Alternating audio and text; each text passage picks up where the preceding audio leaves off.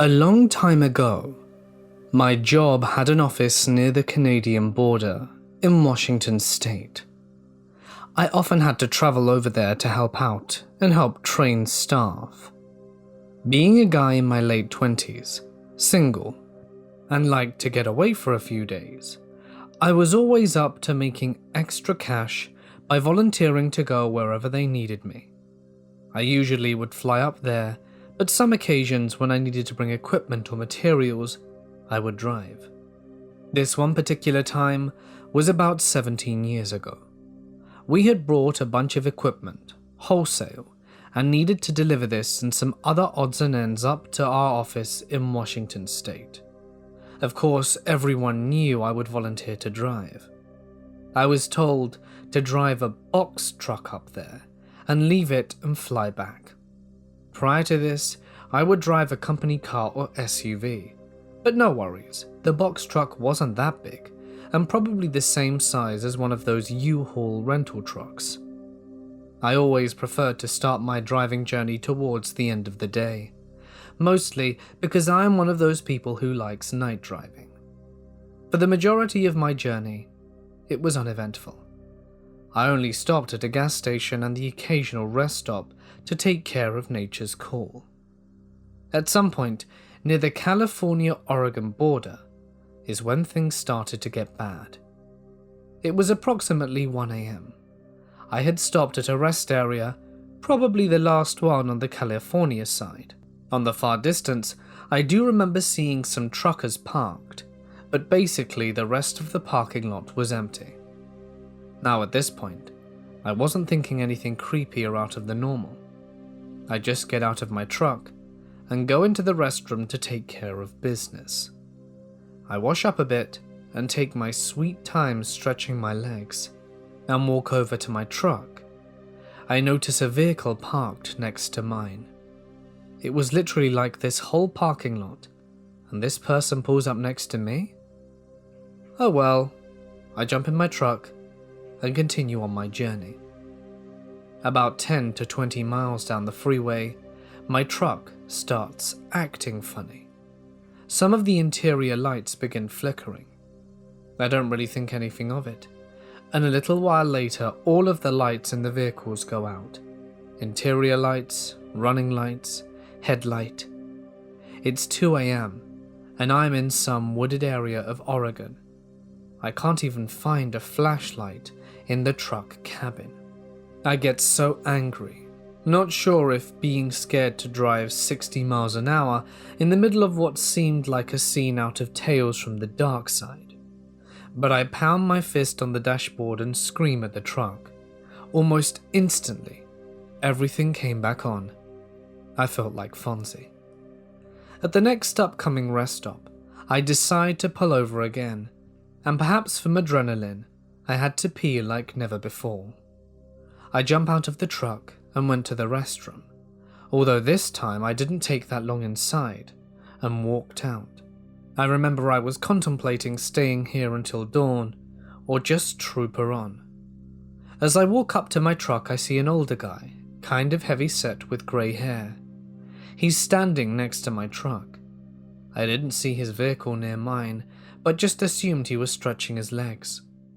As I walk up, he starts a conversation about the weather or something. A very light snow was falling, but not the kind of stuff that stays on the ground. I wasn't really paying much attention to him, because my first impression was that he was just a lonely old guy who wanted to chit-chat. Then he said something that made my hair stick up. He's looking at my truck and says, "Are you having mechanical problems?" I stopped in my tracks and felt blood rush to my head and just said, "Nope, just driving and trying to stay out of the cold." He then tells me that he doesn't live too far from here and that I would be welcome to join him for a hot coffee if I needed to sleep on his sofa. That kind of gave me the creeps. But me thinking to myself, if I needed I could take this guy out. I thought I'm younger and stronger and not afraid to defend myself. So I basically end the conversation with, "Well, I better get back on the road before the snow really starts to fall." As I'm driving away, I see that he is walking behind the restroom, so I think to myself, what the heck was that all about? My mind is racing. I'm retracing my last few stops. And how did this guy know I was having electrical problems with my truck? I suddenly think back to the stop in California and the car that was parked next to my truck. Could he have done something to my wiring while I was taking my sweet time? A few more miles down the road, no new issues with my electrical, but I decide that at the next gas station I will stop. I pull up to a gas station, and in Oregon, they don't let you pump your own gas, so I wait for the attendant and then decide to go in and get a drink. I paid, and as I'm waiting for my fueling, I walk around my truck and look at signs of tampering, and up near the front fender of the truck, I see some smears, but I'm not really sure if it's from the road, snow, or what. I tell myself, okay, you're just freaking out. I jump back into my truck, and as I pull out the gas station, I have to make a turnaround to get back to the side where the ramp is on. And as I'm turning, and just about to exit the lot, I see a car parked in the corner, and someone sitting inside. I think to myself, am I just freaking out? Seeing shadows in every corner? It's just a few hours before dawn. Maybe in the morning I will laugh at this, but am I being followed and set up? Did I interrupt that old guy when he came out the restroom so fast? Was he following me and waiting for the right time and place for whatever he had in mind? Perhaps wanting to get what was in the back of my truck. As I continue driving on, the snow starts to get a little bit more concerning. I didn't grow up in areas that snow, but I have had a little bit of experience driving in snow, but not enough to know when things get more hazardous. I look out my rear view side window and see a pair of headlights trailing behind me, which is odd because most drivers pass me up. This person is following me. I'm already going well under the speed limit, but I slow down a bit more. He is still not passing me. At some point, I'm getting closer to a larger city. It's still dark and the snow is still lightly falling. I decide to pull over again, and maybe the car will pass. I quickly exit the freeway, and in front of me is another gas station with a patrol car parked there. I immediately pull up next to the cops and get out. There is a lady officer there and I start making conversation with her about the snow and expected conditions. I'm thinking about telling her about the car behind me, but all of a sudden, I felt silly about it. What was I going to say? I think I'm being followed by an old man? She is kind of nice, and we're talking for a bit, and she asked me where I'm going and where I came from. She does suggest that I stop for the night, and starts to tell me about the dangers of driving sleepy. I take a look around the area and said yes, I will stop for the night.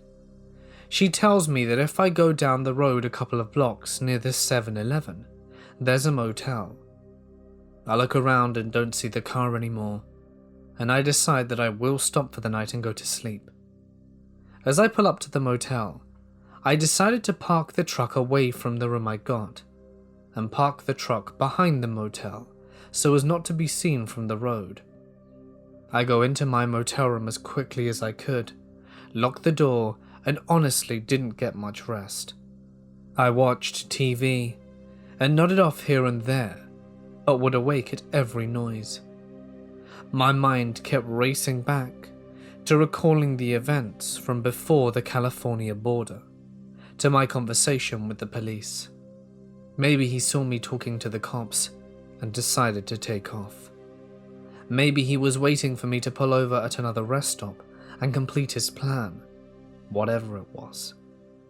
Why would a stranger invite another stranger to his house in the middle of the dead of night at a rest stop? Why did he ask me if I was having problems with my truck? Finally, it's about 7 a.m., and I decided that enough was enough I get up, check out, have a big breakfast and continue to my office without anything weird happening. But I always wondered about that night and why I was being followed. So this all happened throughout my high school experience. I am currently a janitor at my school, and this all happened in the second semester of my freshman year. The first incidents were closer to the end of my freshman year. There were a few in my sophomore year, and there has only been one so far in my junior year, and it's all completely true. I tried looking for the police records to go with it, but I couldn't find anything because of how long ago it was. I'm going to give you some background so you understand better what I'm getting at. I'm itsy bitsy, 5'2", 100 pounds and female, and I look like a 12-year-old boy. Pretty much Jordan Baker from The Great Gatsby, complete with the athletic body and undercut hairstyle. Setting-wise, my bedroom window is at ground level. Part of my room was above ground, and the other half was underground. My window is at grass level, so you can sit down on the grass outside my window and see directly into it if you looked straight ahead. The guy in question was called Alex. He's Asian with really short hair and something like 5'4". He's in the same grade as my older sister. He's also an avid user of cigarettes, alcohol, and the green stuff. He even bragged to me that he got his license taken away because he went 60 miles an hour above the speed limit on a highway. A highway with a speed limit of 65. That meant he was going at least 125. So basically, a really ill-behaved boy was chasing a really good girl. I'll give you the entire story now. The second semester of my freshman year, I took an art class in hopes to get an elective credit. I was sitting with some friends talking about the projects we were making, and Alex walks through. I'd never noticed him in the class before, which was strange. I should also put this on a timeline for you to make it easier to follow. It was close to prom season, so early March kind of time, and luckily close to the end of the year, and he started talking about whatever, and we really hit it off. After a week, I started to see him popping around me, in the hallways outside my classes, and he talked to me during passing time. I didn't think too much of it, being the stupid, naive child I was. I should also mention that he rode my bus in the afternoon after school, and we would sit together on the bus and talk, which I'm sure encouraged his actions further. One day, my older sister Tanya, who is 2 grades above me, didn't have theatre practice after school, so she took the bus home. When she got on, she saw me sitting next to Alex, and her face turned white, and she sat down near the front of the bus. I thought this was really strange, so I planned on asking her about it when I got off the bus, but I forgot. As prom got even closer, Alex kept talking about it with me. My friend and I all assumed he was going to ask me, because not only did he follow me around and wouldn't stop talking about it, he was clearly showing signs of interest in me. Unfortunately for him, however, I was in a relationship with someone else at the time, and it was a girl. I had absolutely no interest in dating him. If he did ask me though, I would need to say we'd need to go as friends. Thankfully, Alex told me instead that he'd liked me to tell Tanya that if she didn't have a date, that he'd bring her. Almost immediately remembering the incident at the bus, and I said, "She's got a date already, but thanks," wanting to protect her. Over the next few days, Alex actually started talking about statistics of doing it. Things like average length of someone's manhood, or the average age that someone loses their virginity. I got very uncomfortable about this, and told some of the boys in my class that if it got brought up again I'd go sit with them, and they gladly offered to protect me. This was my first set of red flags. Another instance that set off red flags about Alex was when I was home and the doorbell rang.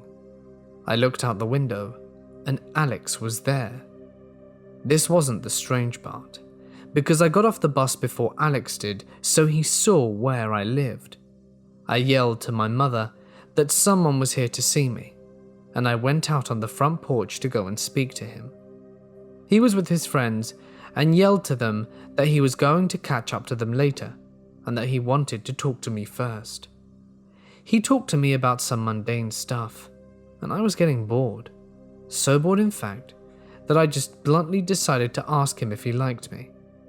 I was tired of him always beating around the bush, and I just wanted a stupid answer. Alex kind of froze and danced around the subject, confirming my suspicions. The way he avoided telling me that he liked me was really bizarre, bragging about all this other stuff he did.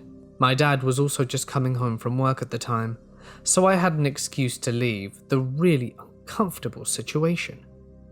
When my dad got to the house, he told me about how nice Alex seemed, and I looked over to Tanya, but she looked upset about it, but neither of us said a thing. Later though, not on the same day, I posted a picture on my Instagram, and he commented on it. I still don't know how he got my Instagram. But anyway, he commented his phone number, telling me to message him, and that my dad was really chill. Along with the demand for me to message him, he continued to almost harass me on the direct message section of Instagram, asking to hang out. This was another red flag that set things off for me, making me very wary of him, and I decided that I needed to be very careful with him from now on. In early May, he continued to follow me from class to class, but from a further distance. This was absolutely mortifying, but my girlfriend at the time thought it was hilarious. She said that it was funny seeing a straight boy chase a gay girl that he had no chance with.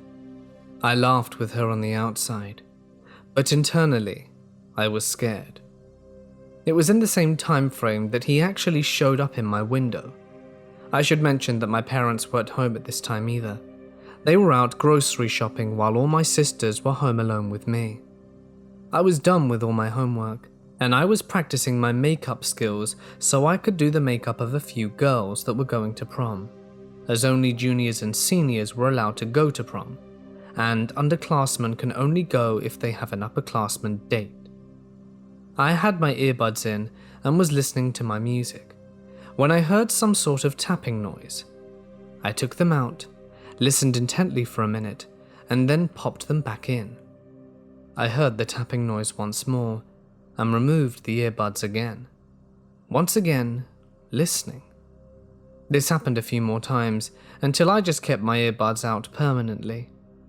I finally heard it, and found it to be coming from my window.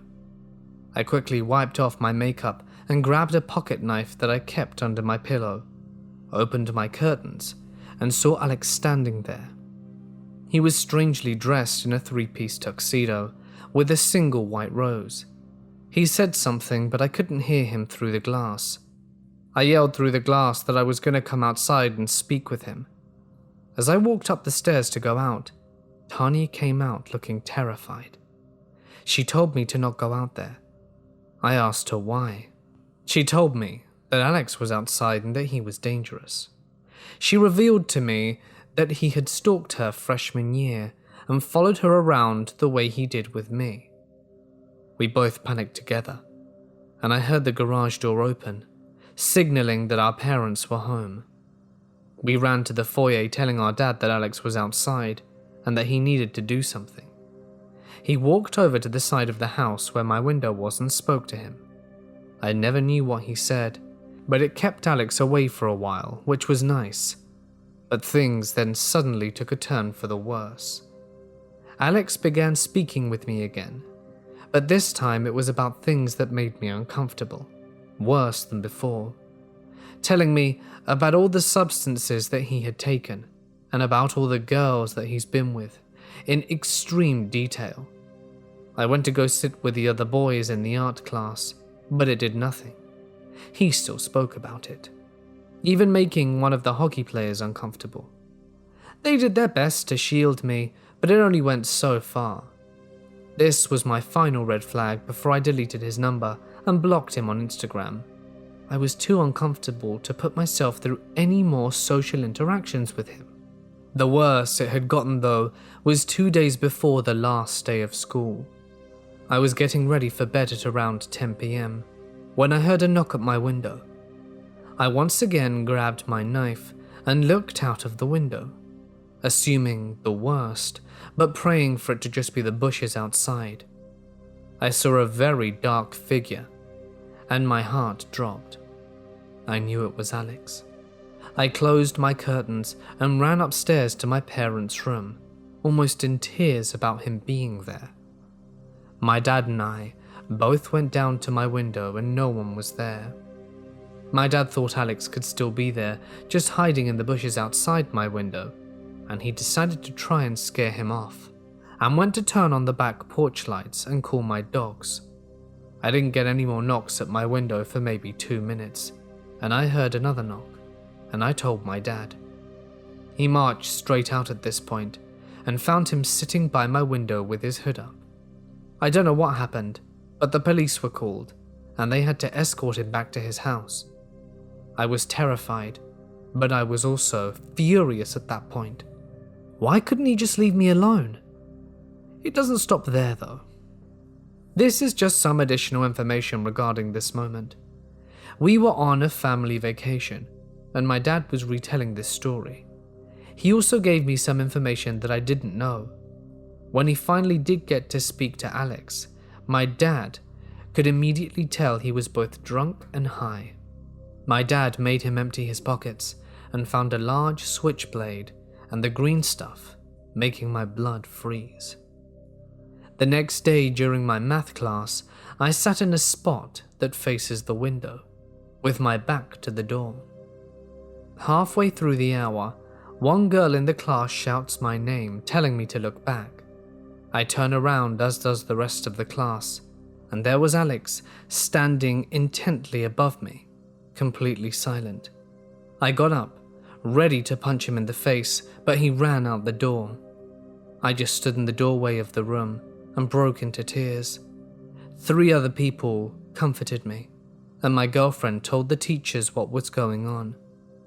The scariest part, however, was that I never told him my schedule. Later that day, my mum, Tanya, and I went to the police liaison at our school to get something done. When the officer said we could do a no-contact agreement, we ruled it out because it would take too long to put into place, and with only a few days left in the school year. Later, when the officer spoke to Alex, asking him why he did what he did, he said it was just because neither me or my sister told him no. It was the end of the year, and nothing happened with him over the summer. My sophomore year, though, I had another class with him. I took this class because my girlfriend and I had a bad breakup, and I needed to change my schedule to avoid her.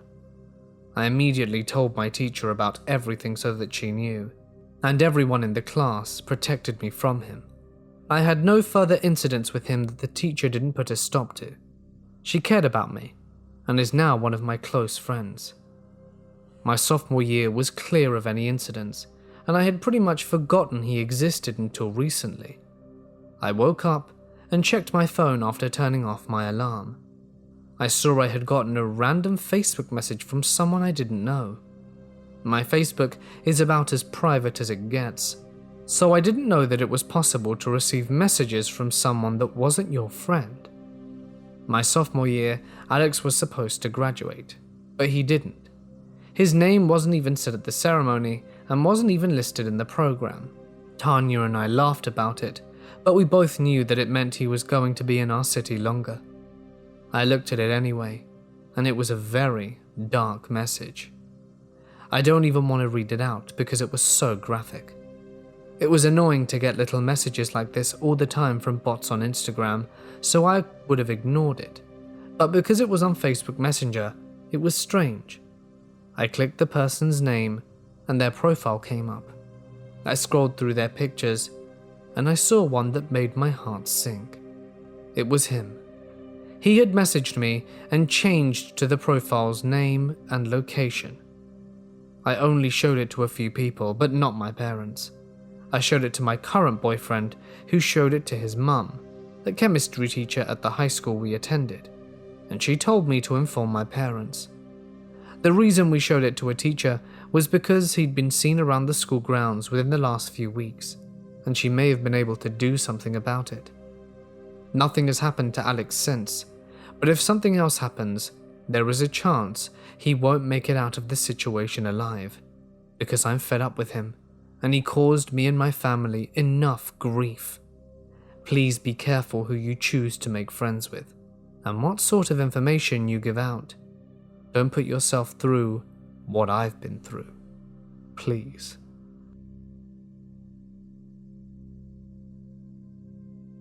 This particular event happened to me 3 years ago. I am a student at a university in a small town in Germany, but at the time this happened, I was studying German at a language school in Berlin. So yes, German is also not my mother tongue, and I was also pretty naive about my surroundings, as I came from a third world country. Everything outside the house is a hunting ground for the predator out there, as my dad would always put it. But my dad would constantly give me the impression that the first world countries are supposed to be really safe and regulated. Basically, the opposite of where we came from. So that's the mindset I've been going with, and it worked up until this happened. It started out innocently enough. In Berlin, there is an annual event called Carnaval der Kulturen. You get the idea. Parades with different songs, dances, costumes from different countries, and also stands with food and individual performances of different cultures. It was a big thing, and I had a great day. Now, originally, I planned to go home after it finished at around 6 to 7 p.m, but my friends wanted to hang out a bit more, so we hung out until about 10:30 p.m. Now, it is important to note that all of my friends live at the east side of the city, and I the west. So when it was time to go home, we rode a couple of stations together before we parted ways, and I wasn't worried for going home alone at all. I mean, it wasn't even midnight yet, and this was the weekend, so there are going to be many people, right? Nope. When I split ways with my friends to ride a different train, the station was surprisingly empty. There was a couple on one side of the platform, and there was a guy on the far end of the other. So I took a seat on a nearby bench. The board says that the next train is coming in 15 minutes, which explained why the station was so empty. I had just missed the train, but no problem. 15 minutes isn't that long a wait, but boy was it going to be the longest 15 minutes of my life. So, the guy on the far end of the platform I was waiting on walked in my general direction. He appears to be talking, but I didn't pay much attention to him, because I thought he was on the phone or something, and I was busy looking around, wondering if the train is going to come sooner. But as he got closer, I noticed how he is walking to my direction, on the bench, and still talking. No phone in sight. Okay, weird. But maybe he wanted to sit down. But what he did was stopped about 2 meters in front of me, gesturing with his hands, and at first I couldn't hear him. He smiled at me. I was caught off guard, looked at him strangely and said, "Sorry?" I found it strange that some random person would smile at me, and I believe said something in English and not German. But I didn't want to be impolite. Perhaps he needed help. "Girl, why don't you smile?" he repeated, in a pretty heavy African accent. What a weird question. So I just looked at him and didn't know what to say. Why don't you smile? Smile, girl, you look beautiful when you smile. I was weirded out at this point, because first of all, I'm a pretty socially awkward person, and I'm not used to someone trying to hit on me. Or, that is what I initially thought. But this guy looked to be in his mid-40s, and is probably about 190 centimeters or more. I was 20 at the time, but I wasn't really looking into anyone older, so I mustered up a weak, awkward laugh. I guess he must have thought that was a green light, because he immediately lurched forward to sit close to me and asked if I spoke English, to which I said, yes, which in hindsight was stupid, as then he started asking for my name, age, where I came from, and bombarding me with all these questions, all the while caressing my thigh. I was so shocked at that moment.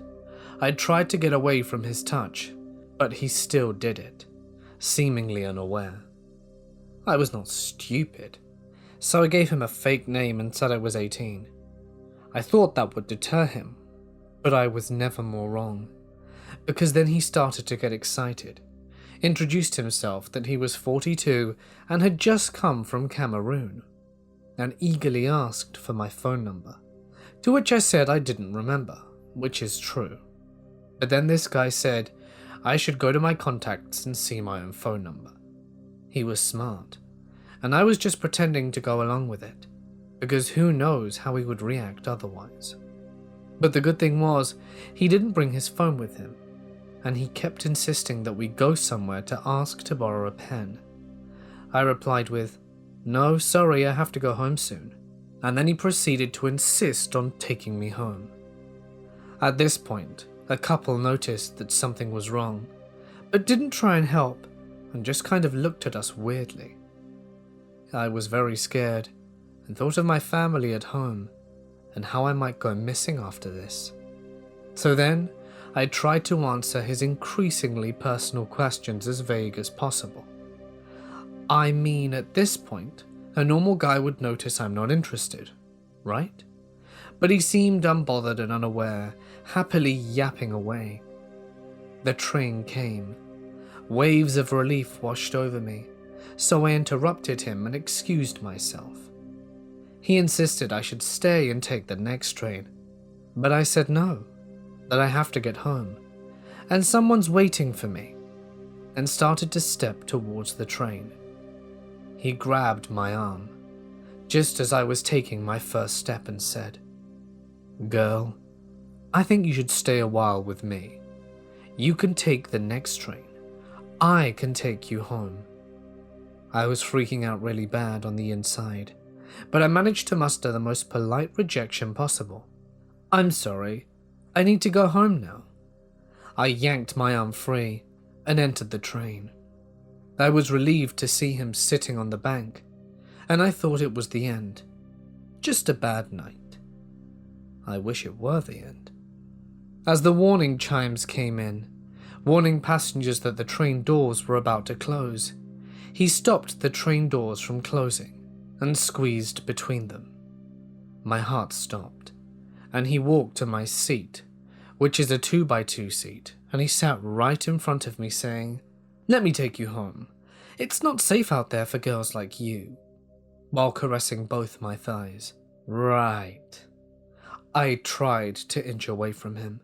Now in the seats behind us were a group of teenagers, around 17 to 18. They sensed something was wrong because of my expressions, because they suddenly all fell quiet and just looked at each other. But then again, none of them did anything.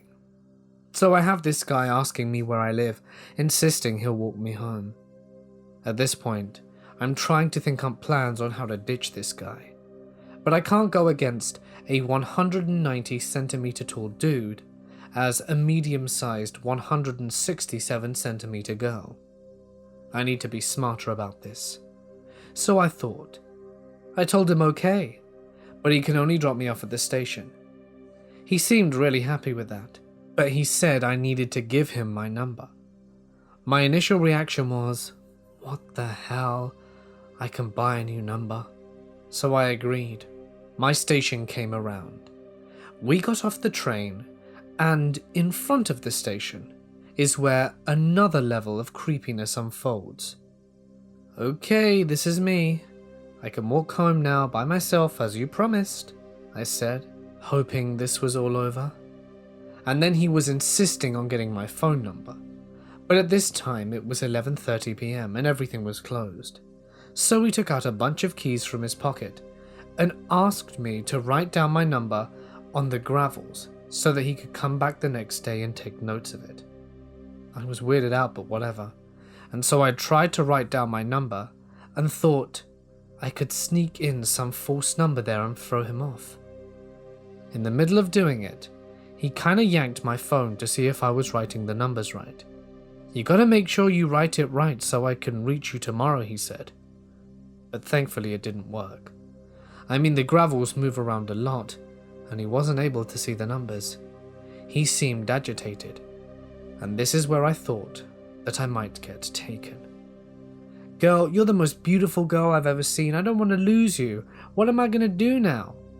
He was mumbling the whole time about borrowing a pen from a passing stranger. The street was still pretty much empty, but there were 3 to 4 people passing by. I think they knew something was amiss. However, as before, no one did a thing. The whole time I was just kind of grimacing awkwardly, if you know what I mean, because I was just scared out of my wits. The whole time his eyes were on me, scrutinizing every detail of my face. I felt like screaming for help, but I don't know if anyone is going to help me judging from the reactions I got so far. And then he asked, "Don't you like me? Am I too old?" He was emphasizing his age. I didn't want to agitate this guy, so I said, "No, it's not that. It's just that I already have a boyfriend." I was cringing, bracing for impact. His face contorted in annoyance, and then he took a deep breath and asked, "Where's your boyfriend? Is he here?" To which I replied, "Yes. You're young. You date. But maybe you don't find him good. You should keep your options open," he said. Well, I'll be damned. Now he's talking about options. Like I had any at that moment? And then without missing a beat, he told me that the only way we were going to do this is for me to meet him exactly at this place tomorrow, and that he's going to trust me, and asked me to set the time. I initially said, "I don't know, you decide." But he said, "No, you tell me when. So you have to come tomorrow. Think, girl." I was panicking and just blurted out, 3 p.m. "Okay, girl, 3 p.m. I trust you." He kind of lets his grip on my hips loose, so I thought I was free. But no. He started leaning in for a kiss, to which I automatically backed out of. "No, not on the lips," he said while touching my lips with his finger. "On the cheek." He said that while giving me the wettest smooch on both cheeks. I struggled so hard to not wipe at that very moment, because I really didn't want to agitate him. So I awkwardly laughed and said, "Okay, now I'm gonna go home. See you then." To which he said, 3 p.m. I trust you. And I just laughed awkwardly and said goodbye. I made an unnecessary turn ahead and hid in the bushes in case he decided to follow me. I waited for a minute or two and booked it straight home. At home, I was freaking out. I called up to one of my friends and started crying. I also washed my face twice while violently scrubbing. I recounted the whole event with my best German to my housemate, who was an older lady in her 70s. And she just said, "Oh, that happens around here to young ladies. He probably just fancies you." I was baffled, but whatever.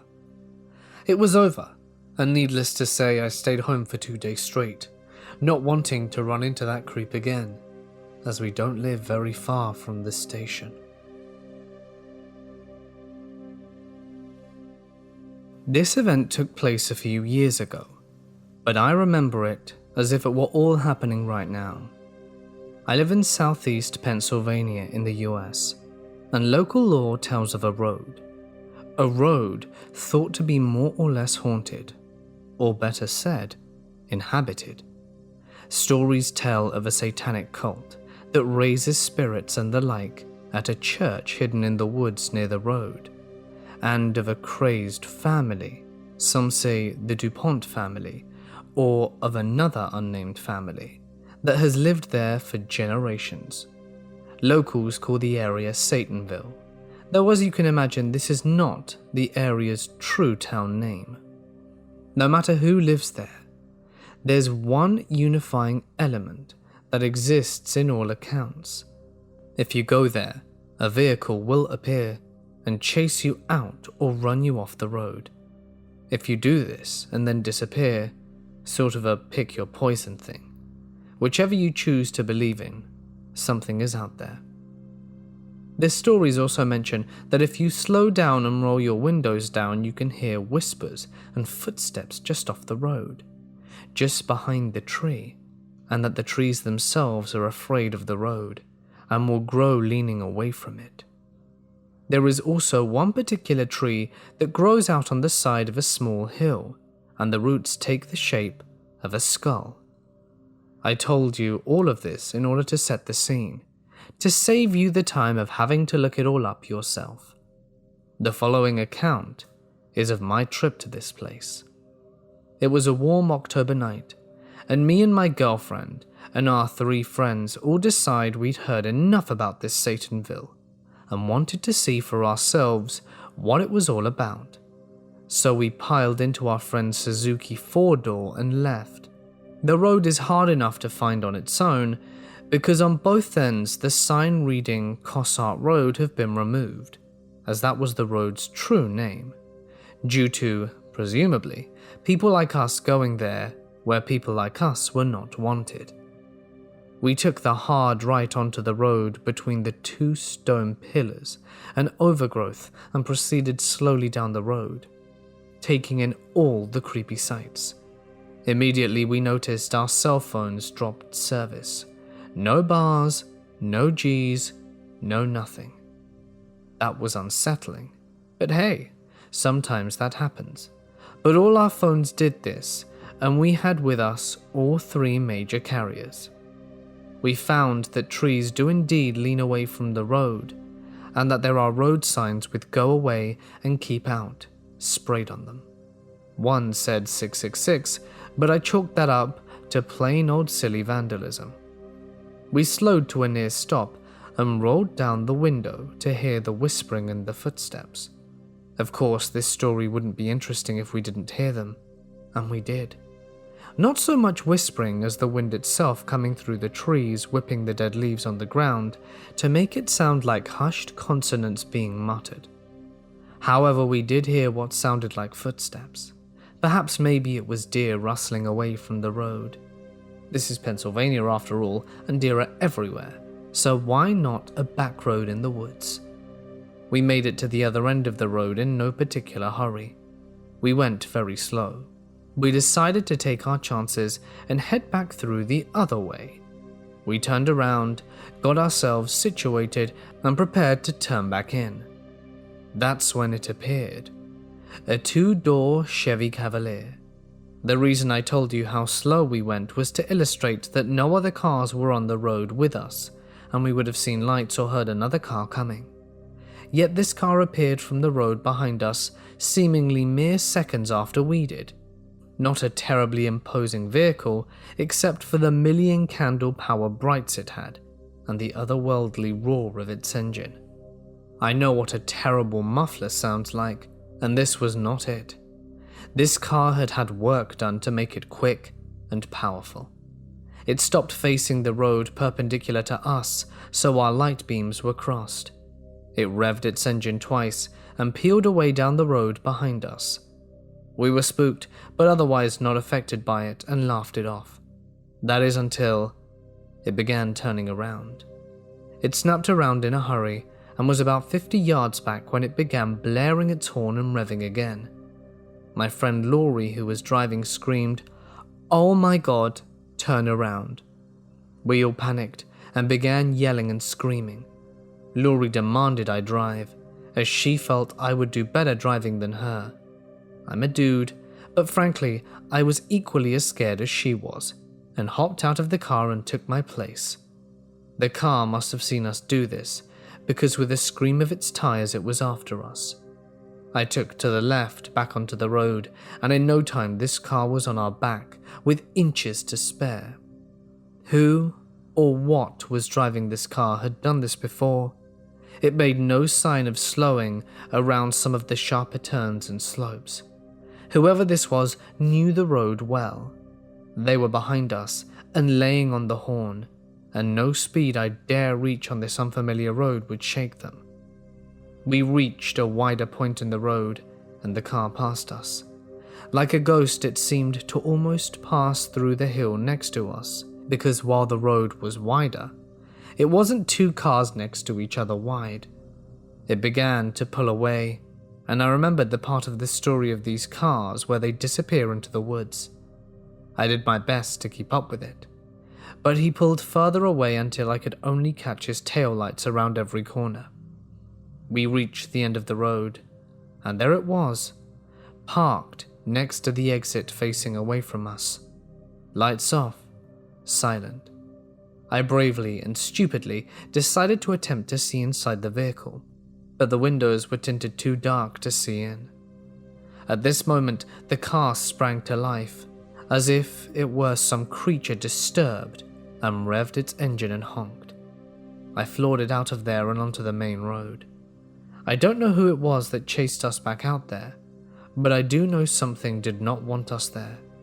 Some unnamed person lurking in the woods, waiting for people like us to drive by, getting a little too big for their britches. Regardless of what chased me, I know for certain I won't be returning anytime soon to Satanville, Pennsylvania.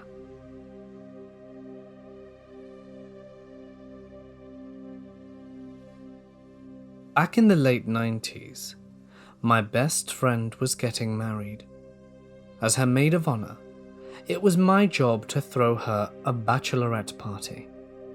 Instead of the regular humdrum get liquored up and see naked men party, I decided to do something a little different. Not to mention, she was the only one who was 18 at the time, so there weren't many party options. The company my dad worked for at the time owned land that they had a ranch on, complete with cows, and out in the middle of nowhere. I had been there with my family on quite a few occasions, and I loved it out there. I decided that we should go out there, have a bonfire, maybe drink a little, and since we both loved it, we could fish in the lake that the mines had dug up. That was the plan anyway. I told Renee about my plan for her party, and she seemed to think that it was a fun idea, since we didn't truly want to hang out with a bunch of people anyway. She was going to bring her cousin April, and I was going to bring my niece Tony. We had spent the past 2 years hanging out all the time anyway, and had grown quite close. When I say niece, I know some of you will automatically think she was about 4 years old, but she was only 2 years younger than I. Since we all still lived with our parents, we had to come up with something better than, "Hey guys, we're gonna go hang out in the middle of nowhere and have a bonfire on a piece of property that may or may not be safe for 4 teenage girls." So we said we were going bowling. I was driving an old Chevy truck, and Renee was driving a Mustang, which, by that time, was already 8 years old. At about 6 p.m., Renee and April showed up at my house, and we loaded up my truck and got on the road. Tony riding with me, and Renee and April in her car. I'm still thankful that Renee chose to drive her car and follow me, instead of riding with me. We drove for about 45 minutes, slowly watching the town become nothing but trees and fields on both sides. A herd of cows, or an orange grove here and there. We lived in Florida, so everything was flat, and you could see for miles. The sun started disappearing, and finally it was completely dark. I got to the end of a very long highway, and I took a right. I couldn't remember the name of the dirt road I was supposed to turn on, but I knew I would recognize it when I saw it. And I did. That is when it gets weird. The minute I turned on the dirt road that led to the ranch, I saw smoke. Being February in Florida, I just thought it was dry dirt surrounding me. No such luck. The truck was smoking underneath the hood. I stopped and got out and popped the hood. Sure enough, there was a small fire. I can't tell you what started it, but I can tell you that it was burning. It may have been wires or hoses or just whatever. I'm not an under the hood kind of person. Renee and April pulled up behind me and came up to see what was wrong. The four of us were throwing dirt on the fire, and we finally got it put out, and Renee pulled her car in front of my truck to face it with the headlights on. We still couldn't really see anything, so we just stood there trying to figure out what to do. We finally decided to pile into Renee's car and find a gas station to get some water, because that's what you do when there's a fire. You look for water. We drove for a good 20 minutes before we saw the bright lights of a gas station. We pulled in, and we couldn't believe how bright this thing was. For being out in the middle of nowhere, it lit up like the 4th of July. We all walk in and head straight for the cooler and find water. All four of us grab a gallon of water and then find some grub for ourselves. We went to the counter, and there's a woman working there. I remember thinking how pretty she was. She had light blonde hair and clear, deep blue eyes. Man, she's too pretty to be working at night at a gas station in the middle of nowhere, I thought. When we put all 4 gallons of water on the counter, she asked what we needed with all the water. Renee told her, and she said, "Hang on a sec, my husband's a mechanic. I'll call him and see what he says." Convenient, huh? She pulled out her telephone from under the counter. It was an old rotary-style phone, which seemed weird to me at the time. So she called him, and he said that as long as the fire was out, go ahead and fill it up with water, and he was sure it would start. Now as I'm saying this, I'm wondering how he was sure that it would start. We didn't even know what was under the hood that was on fire to be able to tell him, nor did he know how bad the fire was. He also said that if it didn't start, to come back to the store and have his wife call him, and he would meet us out to where we were and fix it. We thanked the cashier and left. When we got back in the car, we felt a little better and started talking. Renee said she loved the black and white checkered gas pump. She said they almost looked like cows. I asked what she was talking about. She said, the gas station. The one we were at. No, they were green. The whole place was green and white. April and Tony thought we were both crazy, as April had seen red and Tony had seen blue. We got really quiet again, and finally Tony asked what the woman looked like. I gave them my version, adding that she was some tall model. Renee had seen dark brown hair. Tony had seen dirty blonde, and said the girl was short. I can't remember what April said, but hers was also different. We argued, and just finally let it go. We got back to the truck, added water until it was overflowing, got inside, and it started right up, with no hesitation at all. We were all so happy because now, as long as we got home without anything terrible happening, none of our parents would ever know what had happened. As for the truck, I thought I'd just tell my dad that there was a fire at the bowling alley, but I was able to limp the truck home.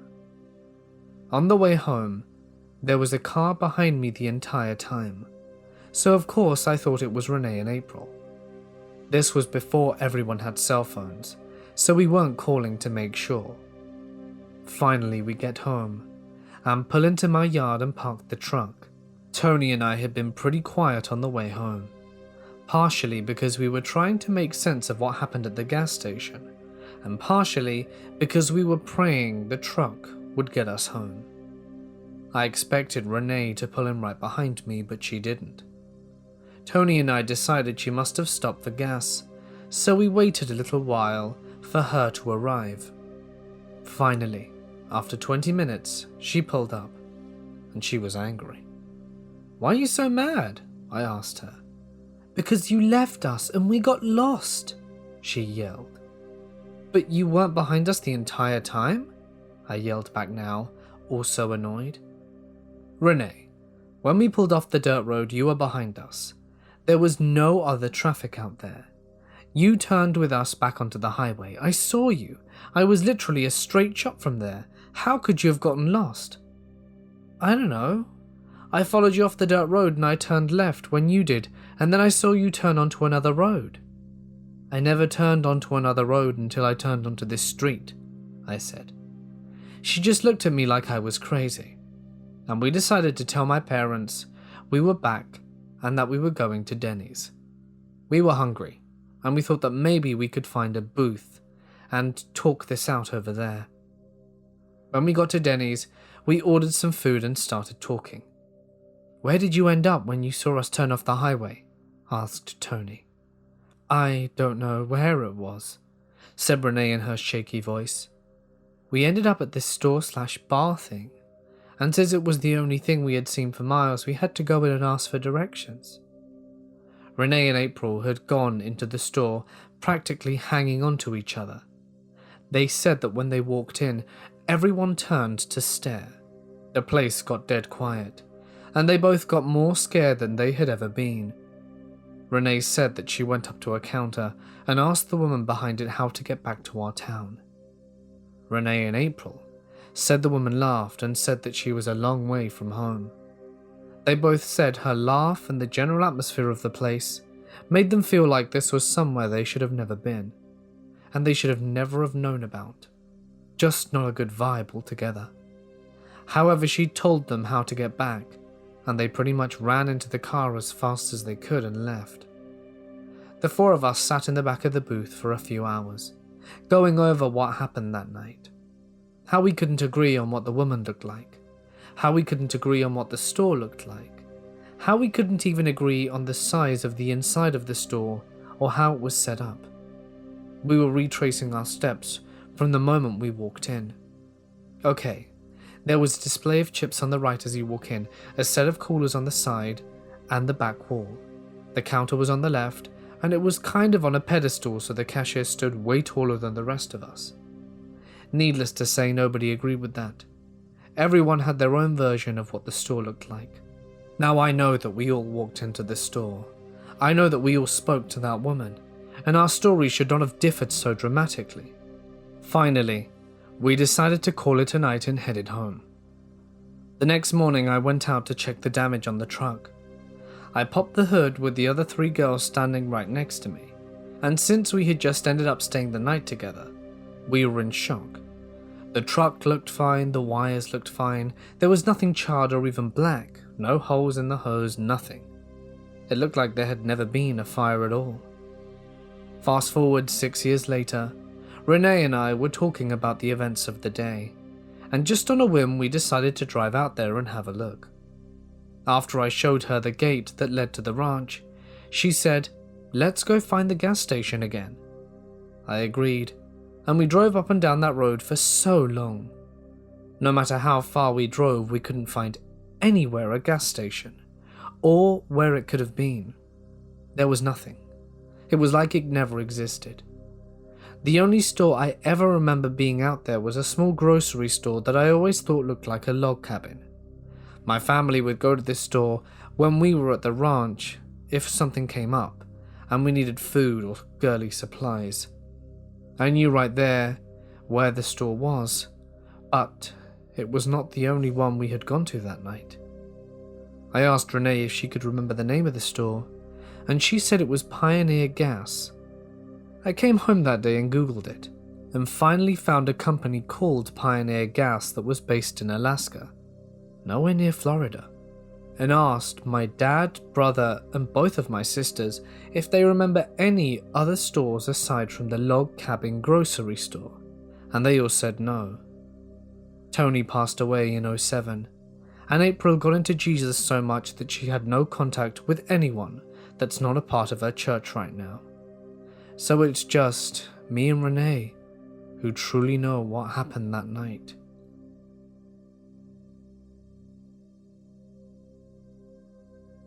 My story began in March of 2017.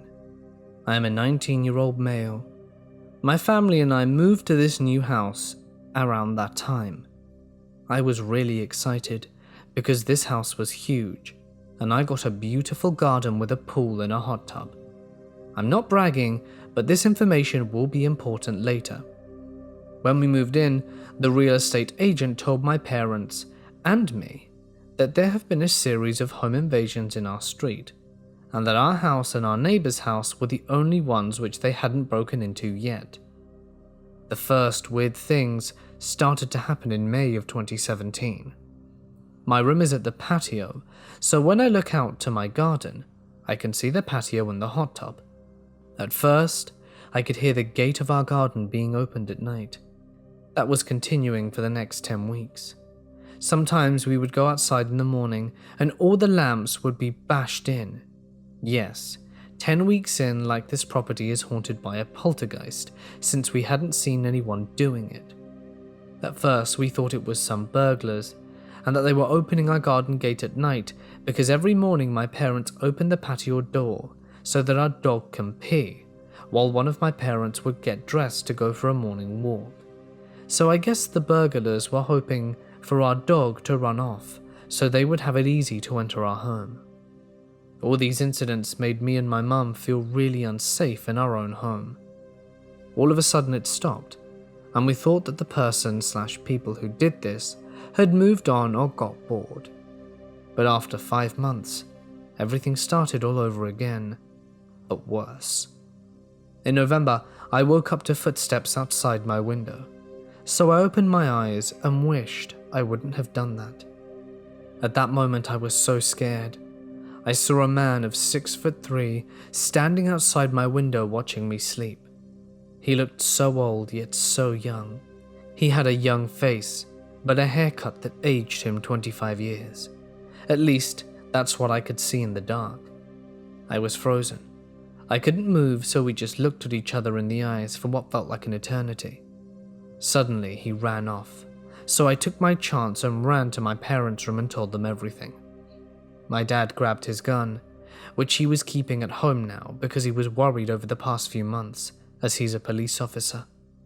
He ran outside but couldn't find the man, but only a broken gate, so he called the police. The police, 2 of his colleagues actually, came but they couldn't do much, so they left rather promptly. 2 months later, I woke up to a splashing sound. I look out my window and noticed the sound was coming from the pool, but I couldn't see it due to trees blocking my way. So I shrugged it off because I thought there's just something wrong with the pump, which wasn't a rare thing. So I went back to bed. But I had a hard time falling asleep since the sound grew louder and more intense. So I got up and went into the living room, which allowed me to see the entire garden. When I looked outside, I got the same feeling which I had 2 months ago when I spotted the guy outside my window. Anyway, so I looked outside and saw the same man standing in our pool, draining our pool with a small cup. And I mean it how I said it. He was standing in our pool with a cup, throwing the pool water on the grass. He had this dead stare in his eyes, like he didn't even know what he was doing. He noticed me watching him and just smiled at me while diving down, like that's his way to escape. I woke up my dad, who immediately called the police. They left as fast as they came since they didn't find anything but an empty pool. They said he was probably homeless and was just washing himself, but I'm certain that's not what he was doing. As of now, August 2018, I noticed some strange cars standing in front of our house lately, and if someone would spot them, they'd drive off. My parents left me alone this weekend since it's my uncle's birthday. I didn't want to go, so I decided to stay at home. I got bored all alone at this big house, so I called a few friends of mine to come and hang out at my place. They came at around 7 p.m, and we started drinking some wine and listening to music. Time passes, and it was around 11 p.m. when we heard someone knocking at the window of our living room. I thought I was imagining the knocks, but my friend looked at me like they were about to ask if I was expecting someone. I turned off the music to listen, but all we heard was silence. I turned on the patio lights when a girlfriend of mine yelled, "Hey, there's someone running." I didn't see someone, but I heard the gate slam shut. I was worried, but decided not to call the police since they couldn't do anything anyway. I was really glad that my friends drank something and had a crash at my place so that I wouldn't be alone that night. The next day, my friends left at around 5 p.m. I was in my room when I heard something fall in my bathroom, so I got up to see what it was. When I walked towards the bathroom, I saw a person right behind the door. The person didn't notice I spotted him, so I walked back into my room to get my phone to call the police and parents. I wanted to go down to the den because my lock on my door was broken. When I passed the bathroom, I saw the person was still there, so I opened my camera and took a picture as proof for friends and family. When I took the photo, I didn't think to turn on the flash when I took the image, and it illuminated the entire bathroom, and the door slammed shut. I thought that was my chance to abandon the house completely, so I ran right out my house and called the police. They were there in 10 minutes. They went inside and came out with the same man who was terrorizing me and my family for over a year and a half now, naked. The police said he was just sitting in our bathtub, just staring at the drain. He was constantly saying, "The cult elder will eliminate you." Right now, I'm sitting here in my room writing this story. I'm worrying about the cult he was talking about. Are the suspicious cars in front of my house part of the cult? Or was he just an insane man? This entire event doesn't make sense to me, and I don't know what is yet to come, but my family and I are now going to move again in December.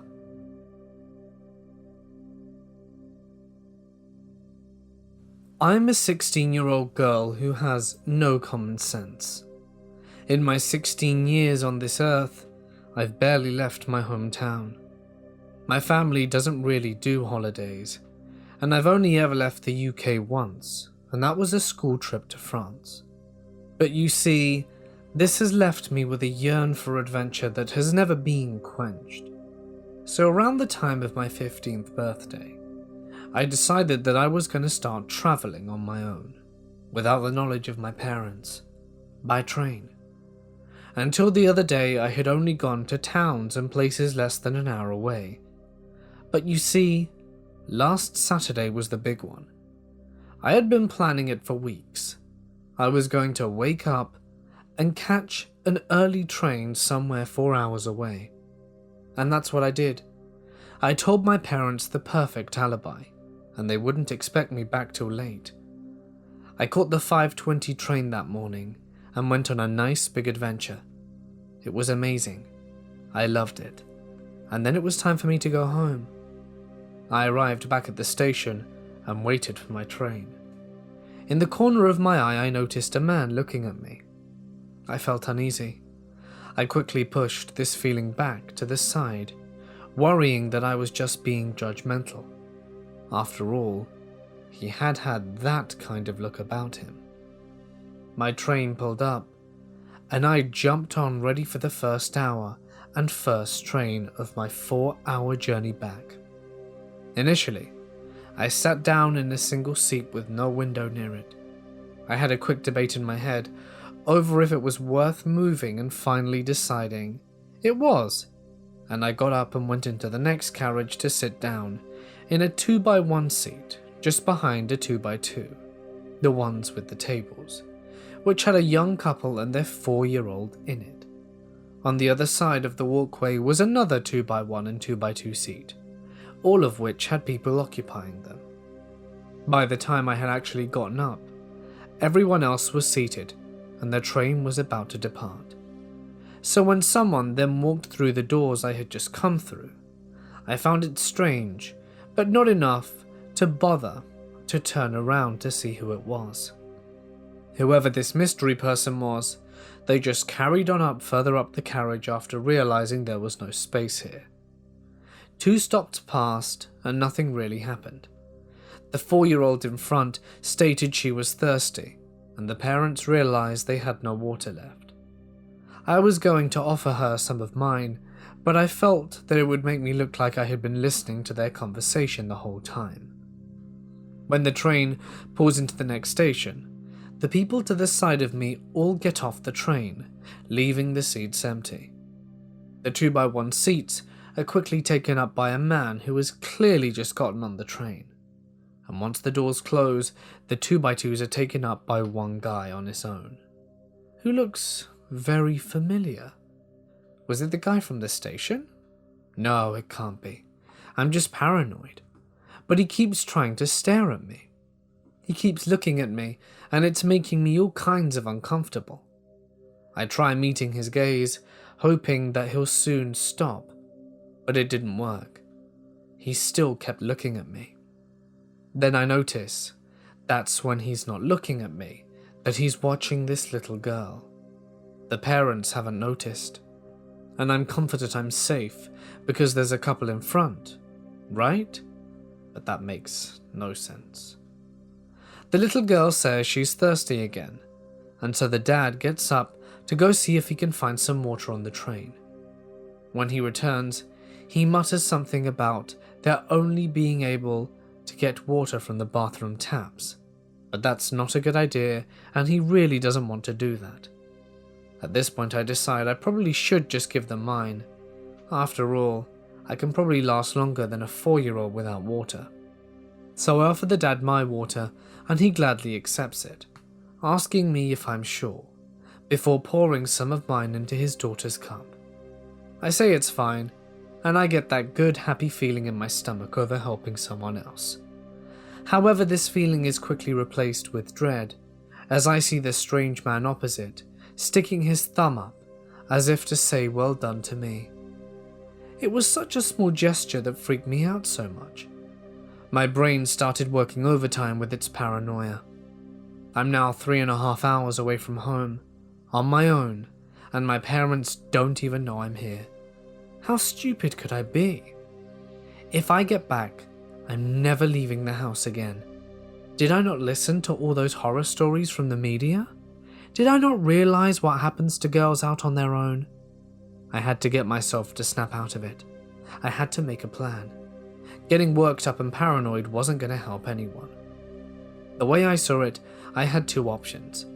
Get off at the next station and hope that he doesn't follow me, although at this point I was convinced that he was the person who walked past me earlier. Or 2, move carriage again and try to find the staff.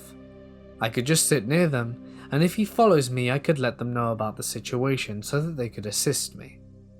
I decided 2 was my best option, but I'd wait until the train arrived at the next station and head back through the doors to the carriage that I was originally on, in hopes that it looked like I was getting off. The wait.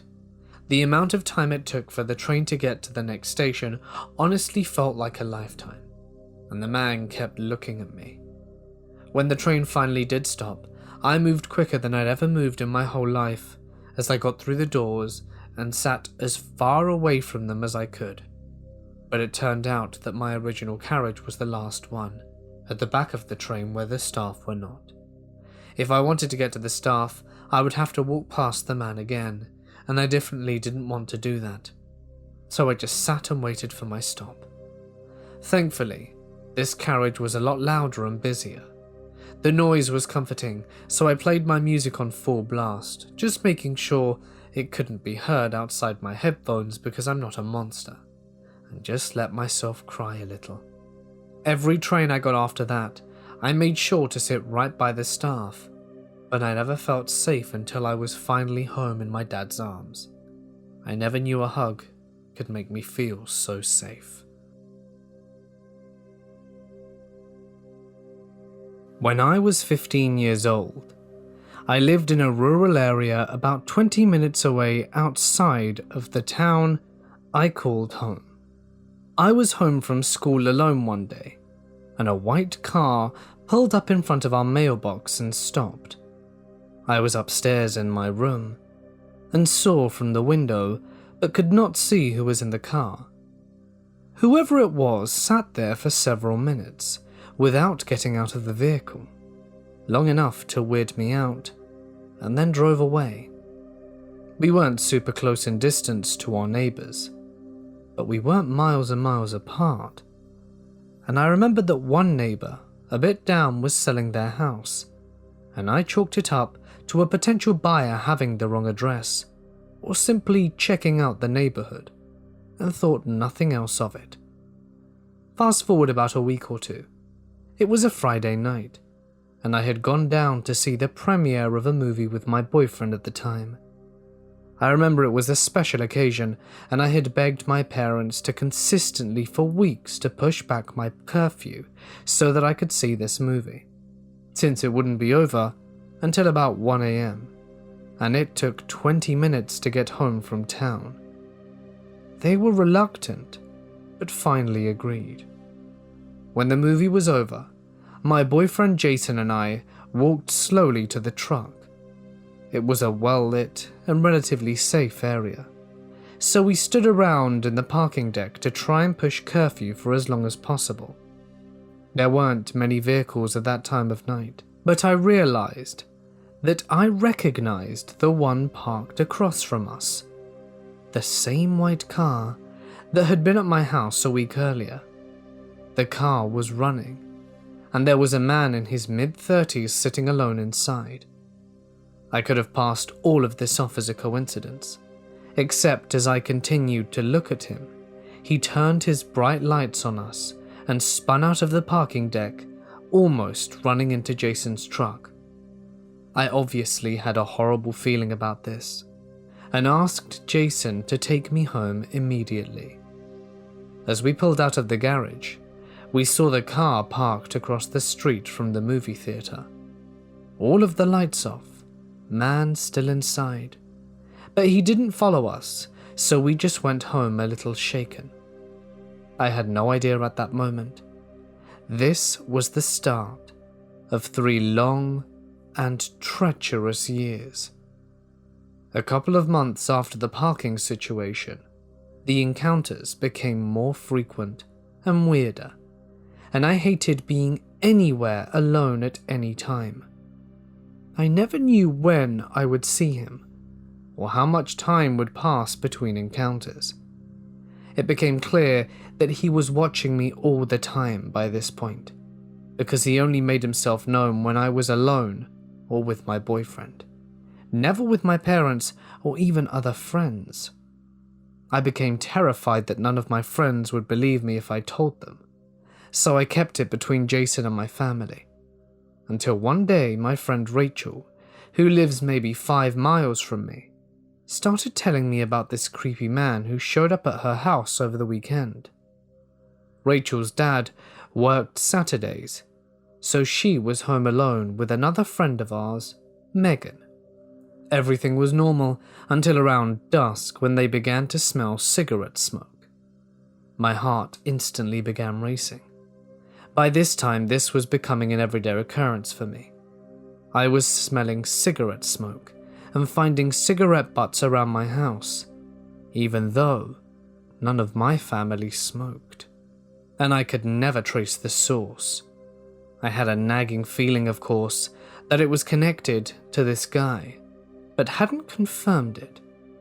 So as Rachel and Megan were looking for the source, Rachel realized she had left a window open in the back room, and the smoke was coming from there. Seeing as there was a strange man on her porch, she quickly goes to close and lock the window, and in her words, he turns around with dead eyes and looks straight through her like she wasn't really there. Megan immediately called the police, but Rachel continued to stand there in shock as he smirked at her and stared until his cigarette was done. He then got up and calmly walked away. The police came but found no trace of him except for cigarette butts on the porch and scattered around the backyard, indicating that he had been there for quite some time. I immediately began to describe this guy to Rachel, and it was the same one. She hadn't seen or heard the white car at all, and they guessed that he had parked down the road and walked down Rachel's almost mile-long driveway or through the woods a bit. As time went on, my stories were well documented with the police department, but they had never even seen the guy. He was good at getting away, you see. I have to give them credit, because they never doubted the truth in my stories and always showed up quickly, even as it became apparent that this guy knew what he was doing and wasn't planning to be caught anytime soon. We also began to suspect he had a police scanner in his car. One night in particular, almost 2 years after the Rachel incident, Jason and I were coming home a little early on a date. My parents had gone out as well that night, and we had a strict rule that we couldn't be home alone with no adults. So Jason and I began to talk in the driveway, since my dad had called and they were only about 10 minutes away. We were too scared given the circumstances to get out of the truck, and we kept our eyes peeled for the creep. But we figured 10 minutes wasn't all that long. Sure as the world, not a minute later we saw headlights turn on in the bushes across the street from my driveway. This freak had backed his car into the bushes and waited for us to come home. Jason immediately got onto the phone with the cops, and I called my dad, who was literally flying home at this point. As the man revved up his engine and flashed his lights, he then proceeded to get out of his car and walk towards Jason's truck. I will never forget how slow his walk was, methodical and emotionless. It felt like I was living out of a serial killer movie. I was sobbing.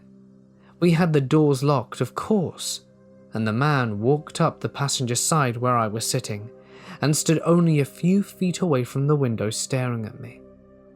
He never made a move for the door. He simply stood there, completely still, and stared. He held eye contact with me, with his eyes like black holes. Jason was a baseball player and had been keeping a bat in the back seat exactly for a moment like this. He pulled me towards him and away from the window, grabbed the bat, but the man didn't even flinch. He switched his gaze to the bat for a few seconds, smiled this huge and disgusting grin, walked back to his car, and drove away. It seemed like 40 minutes passed, but it couldn't have been more than 5, because the man had only been gone a few minutes before my dad came into our driveway doing 80. The cops never caught up to him.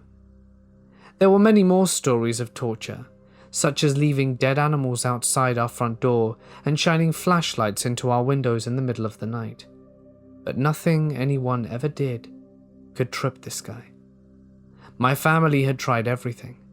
My older brother had even desperately tried to chase the guy through the woods behind our house one night, but lost him. The police wanted help, but they only had my stories and the corroboration of my boyfriend, Rachel's encounter, and one kind of vague sighting in a car in the town. I didn't even have a name for anyone to file a restraining order against. Not that it would have done me much good. And maybe the creepiest part of this all, in 3 years, he never spoke a single word. Then one day, just as quickly as he showed up, every single trace of him completely disappeared.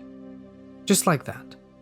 I never knew if he died, was arrested for some other crime, or just lost interest, even though that seems highly unlikely. I just simply never saw him again, and it's been 10 years now.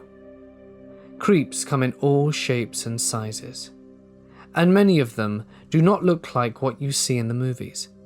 They can seem like completely ordinary, regular people on the outside.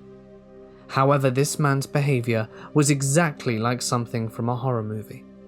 Something in his eyes was so evil it would turn your stomach. Over the course of 3 years, he made my life extremely stressful and terrifying. And even now that I live in a different state, I sometimes half expect him to show up again. I still occasionally feel the lasting effects of that time, but thankfully, my life has become pretty normal again. Needless to say, disturbed stalker who made me feel miserable for years, let's not meet. I also have a bonus story. Just this year I was scouring YouTube for creepy stories, as one does, and came across something about a true stalker story by a female YouTuber I wasn't familiar with. My stomach turned. Her story was almost identical to mine, down to the cigarette butts in her yard, the description of his empty eyes and his white car. I knew in my heart it was the same guy. So I did a little research on the girl. She's the same age as me. The weird events began when she was 15, and she grew up just one town over from me. I was floored. I've reached out to her, but haven't heard back yet. Maybe one day, soon.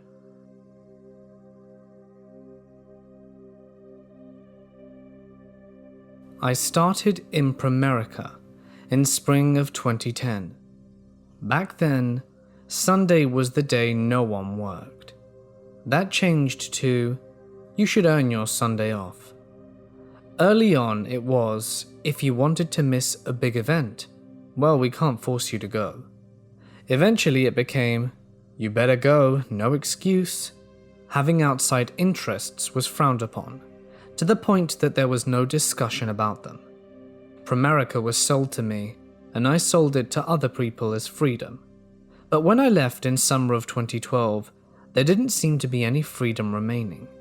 It felt like there could be no discussion inside the office that wasn't Primerica related, even if you're in the bathroom eating lunch. I mean, some of us were having to gather outside of the office, often a building or two away, to talk about something that had nothing to do with Primerica, or even voice our concerns about the company. Yes, at their place, where you work, you may be concerned about complaining about the company inside the building. However, you aren't concerned about talking about non-work stuff while at lunch in the break room. I had an upline who didn't want us to talk about non-work stuff in the office at all. That is not freedom. There was a speaker from out of state who came to speak with us. There was an upcoming convention, and they spoke of a convention where they maxed out their credit cards to personally rent a bus for their recruits. But they had no recruits, so that was motivation to start really recruiting and have them pay their share for a seat on said bus. So, this rippled into our office, where we were expected to personally invest some more into trips, buses, tickets, hotels, and have our downlines pay us back. When your downline is a part-time waitress who has to save up to take her insurance test, you honestly can't drop her the news that she's also on the hook for paying you back for her seat and hotel share that you already paid for, and yes, she still has to pay for her tickets. Hey, great news, Rosie. In addition to that licensing test and the money you have to pay out for your fingerprints in order for your insurance license, you also need to pay me $50 for your bus seat and your share of the hotel that we as a group will be sharing, about $20, and your food is also on you. In addition, it's $75 for your ticket to this convention, and no, you can't just attend the major events. You're expected to attend a few of the workshops, which are also $25 each. And that also added to the cult-like problems I felt. I was licensed, I was making sales, and the company was nickel and diming me every time I turned around. Major events I had to buy no less than 5 tickets. Not the convention, but every 3-month events, and having my recruits buy them from me, as well as sell them when recruiting to new people. To start making this money, you need to give me at least a list of 100 people and their phone numbers, as well as $100. We have a big event next month, and attendance is compliant, and that's $20. Please, if you have $100, then you have $120. You don't have to pay me for the ticket now, you just make some minor cuts over the week, and you'll have the $20 for this life-changing event ticket. Yeah, I felt dirty saying stuff like that. There was also that I had to pay subscriptions for the online tool used to sell policies to families and additional material like pamphlets and such, and I also had to pay for them myself. I have worked in sales before, but I was never expected to pay for sales tools. Having to constantly police what I talk about and seeing my commission checks drained by the very company I'm selling for. Think about that episode of The Boondocks where the little girl wants to buy a pony. So she sells lemonade to some rich guy, makes her a deal where he would help her get her pony via the lemonade stand, but eventually it's clear that he screwed her over and she would have to pay for all the supplies and send her money to him, where she was actually losing money while he made all the money, even though he did no work and no financial involvement, just collecting the money. That's almost how Primerica felt when I left.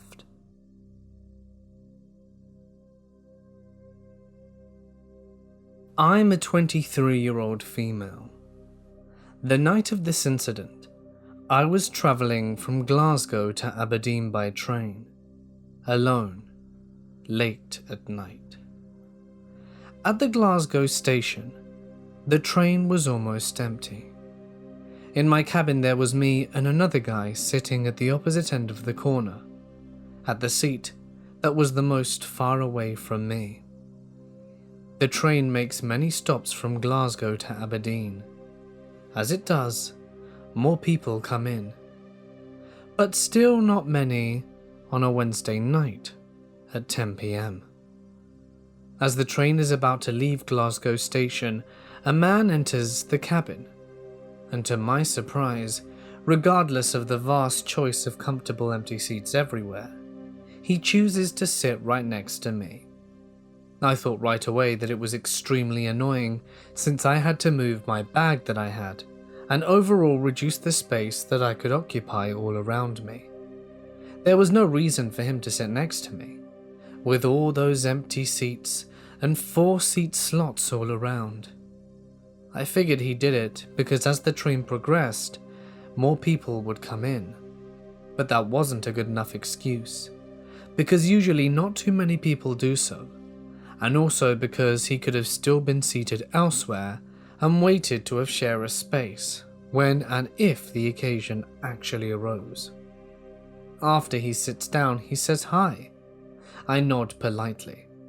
A man in his 60s, normal weight, is all I notice about this individual. Nothing actually catches my attention about this man that is worth remembering. "Are you travelling alone?" he asks in an attempt to make conversation. "Yep," I reply briefly. I was really tired and not in the mood to make conversation. If he sat next to me for some words of company, he had chosen the wrong person at the wrong time. "Where are you going tonight, Lisa?" I heard him call me by name.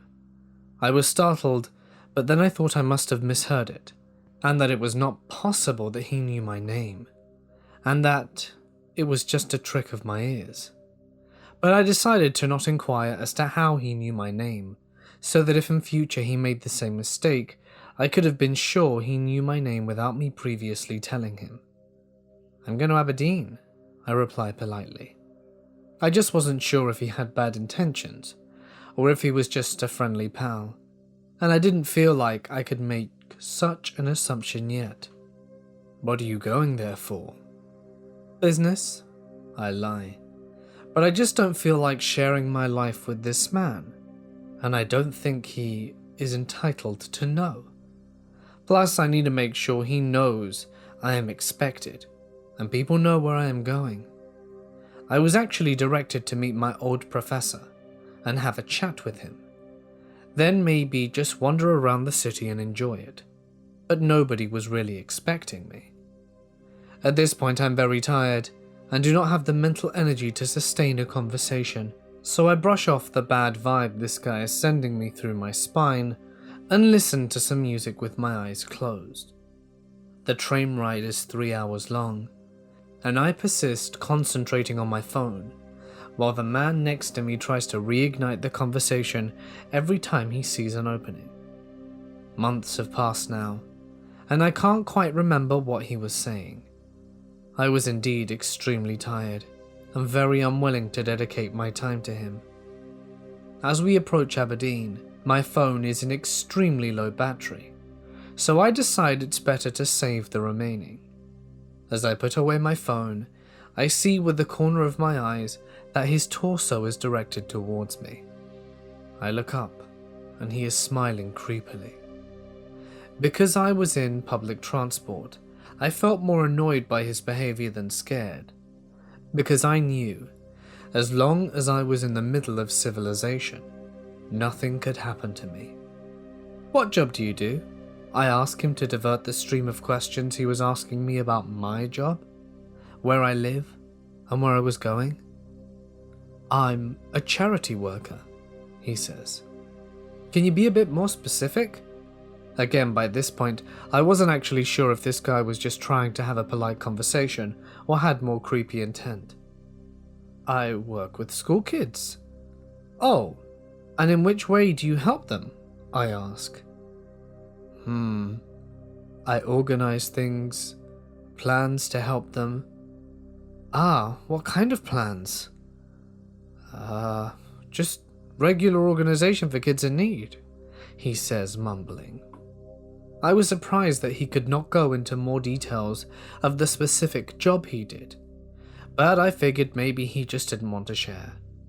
"Who is awaiting for you in Aberdeen?" he asks. "My friends will be there," I lie. "I could drive you back to their place," he says. "Nah, thank you." I insist, it's no problem for me. I got a chill down my spine thinking of being in a car alone with this man. I decline the invite once again. As the train stops in Aberdeen, he stands up right away to grab my luggage. "I'll carry it for you." "No need," I say, but I am ignored. Once we get out of the train station, I say thank you, but I will get my luggage from here. He says that he doesn't see anyone waiting for me, and that he can give me a ride, that it's dangerous for a girl to go alone. At this point, I lie again. "My friends will be here soon. Goodbye." No friends were waiting, so I waited for him to be out of sight, and then I run to the hotel I booked, while constantly checking if I was being followed. I was now in a street that was completely dark and empty. Aberdeen in winter is not the most lively of cities. I see a car approaching and slowing down. I start running. My hotel was only 3 minutes away at this point. I get inside and feel safe again. I kept wondering what would have happened if my respects for politeness and instincts hadn't kicked in, and I'd have accepted that ride.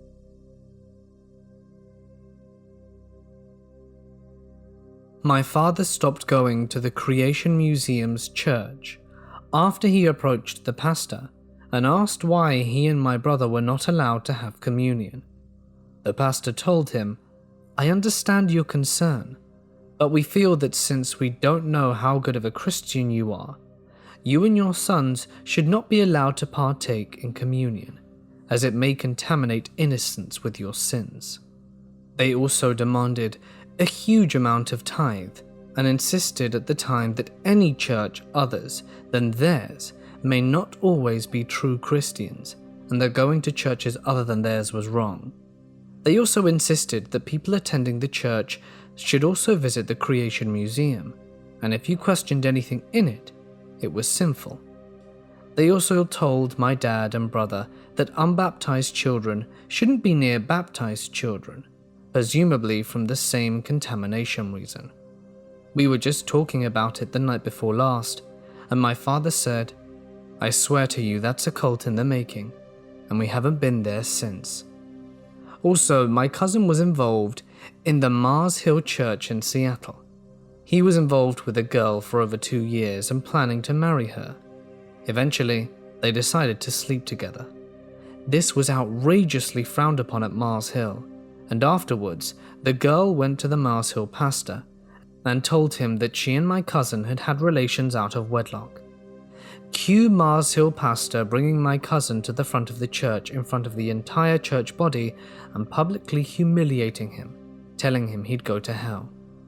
The girl was forbidden from ever even being in the same room as him and has refused to speak to him since. My cousin tried to defend himself, and they started publicly and privately harassing him. People even going as far to harass him in public places like coffee shops or grocery stores. Eventually, Mars Hill did a public apology to my cousin, and my cousin left the country entirely, and now lives in Australia as a raging atheist and racist, dating a girl nobody in our entire family likes. My aunt and uncle, who he had been staying with in Seattle at the time, are prominent figures in Seattle, and while my aunt is a Buddhist and my uncle occasionally visit Mars Hill, they tried to get the pastor to apologize more appropriately, and he refused, telling my uncle it didn't matter anymore because my cousin made his choice. A couple of years later, the pastor and his wife had a sleep-in or whatever, where they spent all day in bed on the roof of the church to display how a truly loving couple should be, and my aunt and uncle were pretty pissed. I swear up and down Mars Hill is a cult, and that the pastor is the worst person in Seattle. I can guarantee God disapproves of him.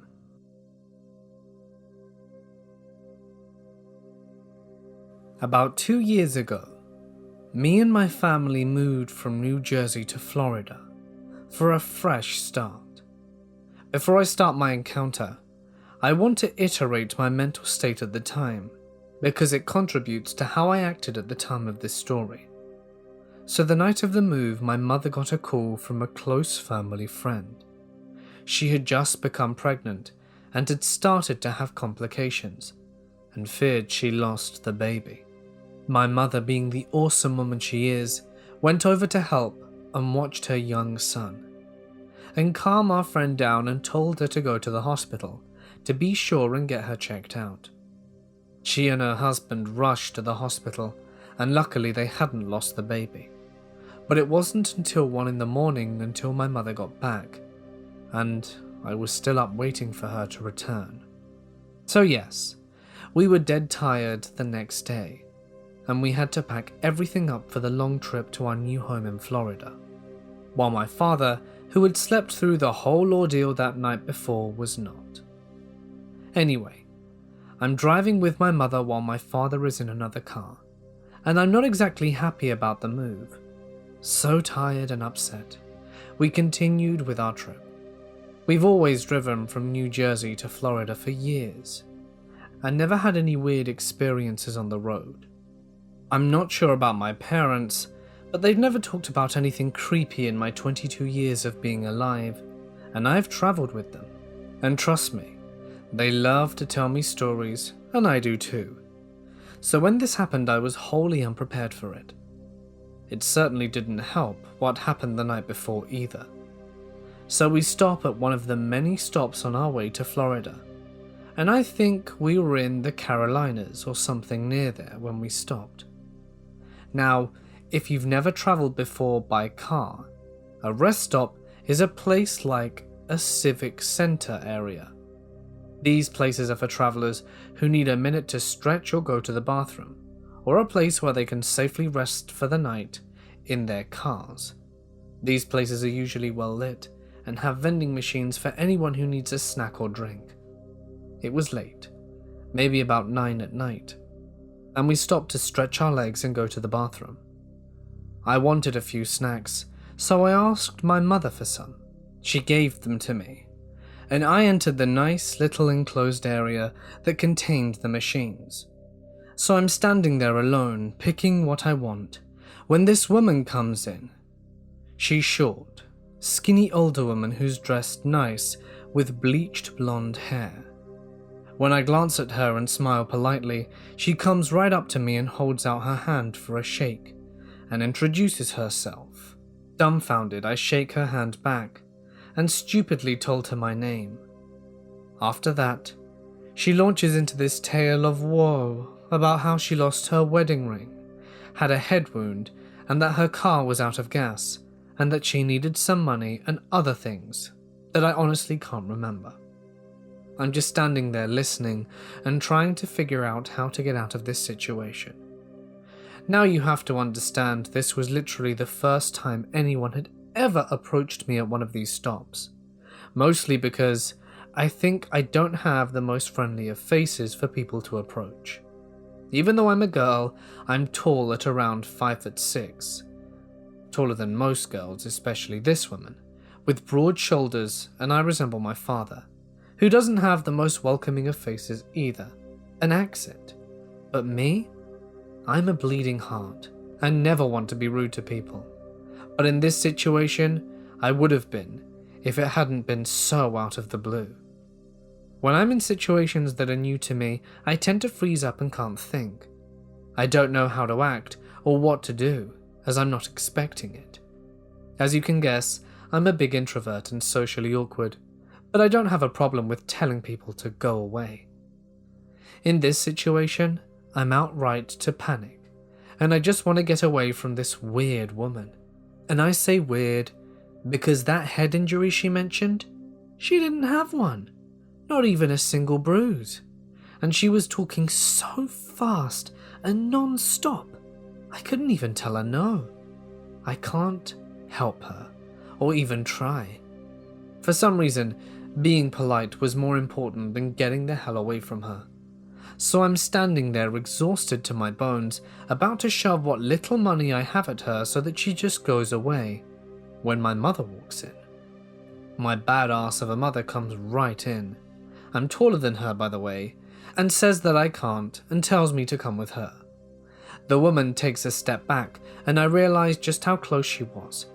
I hadn't even noticed she was steadily coming closer as she was talking. She tells my mother how beautiful and nice I am, when really I look like a greasy mess, because I don't care about my appearance when I'm taking a road trip. My mother doesn't really respond, and she has me by the arm walking towards the bathroom, asking if I'm okay. That woman got the hell out of there, and goes in the opposite direction of where her car was. Looking back on it all, I thought it was just weird, and I was certainly weirded out by it all. But I just thought whatever. But after listening to YouTube and reading Reddit posts, I realized how lucky I was 2 years later that the situation hadn't escalated. I think the reason she approached me was because my money was folded, and it looked like I had a lot more on me, when in reality I only had $6 to $7. And because it was probably obvious to her how tired I was, and how much of an easy score she could have gotten in my tired, grumpy state, she went for it. So if anyone hears this, I hope you aren't planning on traveling alone. But if you are, be careful. Even of the people who look completely normal. You can never be too careful, especially at the people looking for an easy score. So strange woman who was lying through her teeth, wanting to get the $6 out my hands, please, let's never meet again.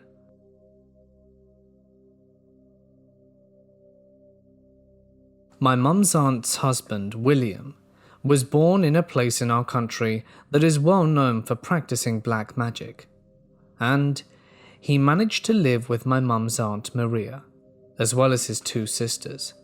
By living, I mean he was their romantic partner. Nobody could believe that my Aunt Maria was doing that. Every time someone asked why she was with him, she responded, "I don't know." Years passed, and one of William's sisters gave birth to a baby girl. When the girl reached puberty, he took her as a partner also. Maria started having discussions with him, and William decided to move to another house with his 2 sisters and niece/daughter, although he was still Maria's partner. Time passed, and one of my grandma's friends came to visit.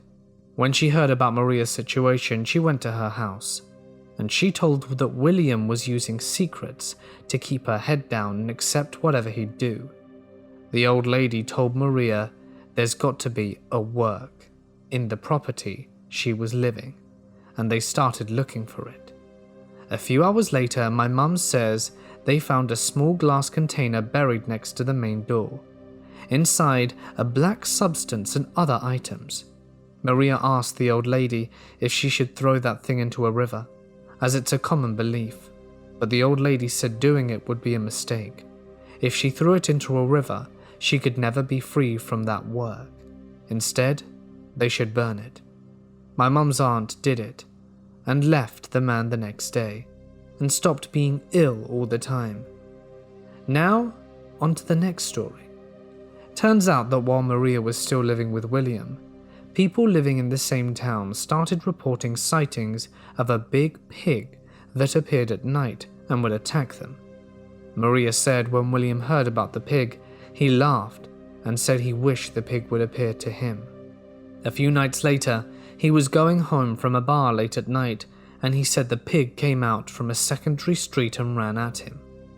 William said he took out a knife that he carried everywhere and cut the pig in the stomach. The pig ran away bleeding and screaming. Maria says that William left the next day to visit one of his best friends and came back a bit shaken. Apparently, when William asked to speak to Charles, Charles' son told him he was very ill and didn't want to talk to anyone. William, being his best friend, told the kid to step aside and that they grew up together and that he wanted to see him. William says he was very angry and shocked to see Charles about to pass with a cut on his stomach. William told him he didn't know he was putting into practice knowledge from their natal city, and told him he was sorry. Charles apparently could only whisper he couldn't have known, and William stayed with him until he passed. My grandma, my father's mum, told me a story 1,000,000 times of how she travelled to the other side of the country to bring my uncle back home, who was serving in the army during a civil war. She says an old lady told her a prayer that would make him invisible for them, the army people and people in the conflict, and my grandma paid a fortune for the old lady, and apparently it worked. This was a long time ago, and it took them weeks to travel from the city my uncle was at, the same city where William was born in fact, to my grandma's house. Now, my grandma always repeated the prayers at night, and told me and my sister to say it when we felt in danger. I thought it was old people stuff, but I did what I was told. My mum knew this, and a year or so ago, she came to my house and started on me, telling me how she was watching a documentary about the Holy Death Cult, or La Santa Muerte. She says she was actually falling asleep when one of the cult's practitioners started talking about some prayers and started saying the exact prayer my grandma says. Of course, it freaked her out, and I can't tell my grandma she is very religious and very old. She'd have a heart attack, I'm sure. This same grandma used to tell me how witches have rituals and prayers to change their human form to animal form, how they had to boil water and let their skin that had fallen during the ritual in there, and how it is a must to come back before dawn, or you would be trapped in the animal form forever, and that there were other tips and norms she mentioned about this, and how also you could protect yourself from them. But I don't feel very comfortable discussing all these rituals.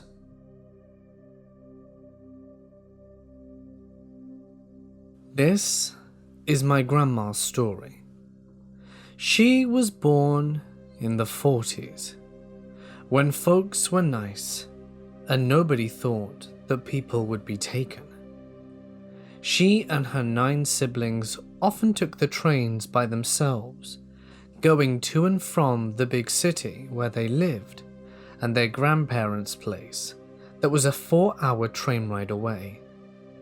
Usually they did this on weekends to give their mum and dad a break.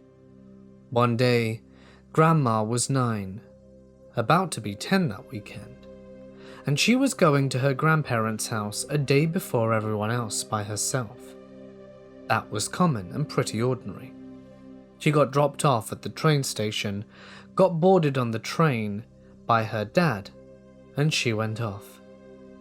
Half of the way there, the train makes one of its stops, and everyone is asked to evacuate because there's a malfunction with the rails. My grandma, Yara, is very scared, and she has no money to get on the train back. In the middle of the chaos, a man dressed as a train driver approaches her and asks if she's alright. He is an authority, and so she sees him as safe and explains everything. He says his next train is exactly towards where she wants to go, and says that she can come aboard the cabin and ride all the way there as his co-pilot. She is very excited and boards the train without a ticket, and sits as his co-pilot as promised. Halfway through the journey, she realizes it's taking way longer than the usual trip, and he gives excuses. "We're going a different route," he says. She steps away to go to the bathroom, and he doesn't want to let her go, and that's when he starts to panic. She manages to convince him, and after about 2 cabins, she asks someone where the train is heading, and they say a completely different town as to where she should be going. She doesn't say how, but she was crying and wandering the cabins, until she miraculously runs into one of her uncles, who listens to the story, and they get off at the next stop. He puts her on the right train, and she makes it back safely to the city where she lives, so not her grandparents. Apparently, none of her family made it a priority to find out who the guy was, though I suppose it'd be easy, since he worked for the train company or worked that route. Her uncle looked for the man a few times, but not with any determination. She had nightmares for years, and her parents stopped letting the little kids ride the train by themselves after that. For much of her youth, she was petrified that she'd run into him.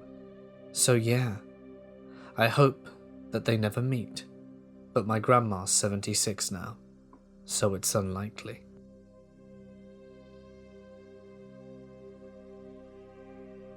My wife went to Lower Valley Pike. The school was extremely strict and a total dry campus. Cigarettes and alcohol would get you expelled on your first offense. The RDs and RAs were sent out to the typical places people would often try and hide in order to bust people. For this reason, she and her friends would go a good distance away to do their partying. The area was pretty remote, and there's a good deal of scenic/wooded area, so a 10 to 20 minute drive felt further away than it was, because the distance was worth it. Because, nobody wants to be expelled over a pack of Virginia Slim 100s. She says that Clifton, Ohio and the surrounding area were always just eerie at night, and said that in the late fall, things got very unsettling.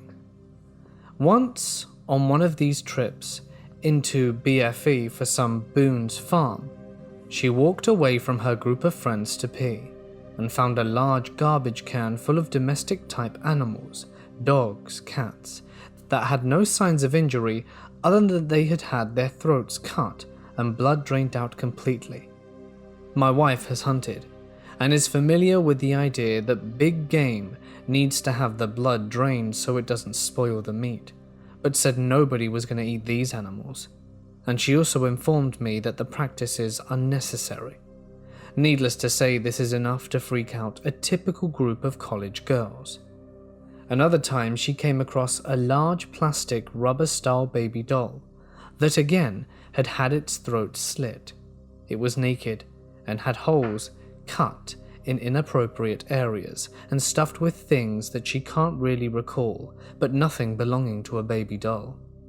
She said that a number of times in her 4 years in the area, they came across a decent-sized fire set in the middle of a road randomly. She said there'd be no reason for them to be there either, no houses nearby, just wood fire on asphalt.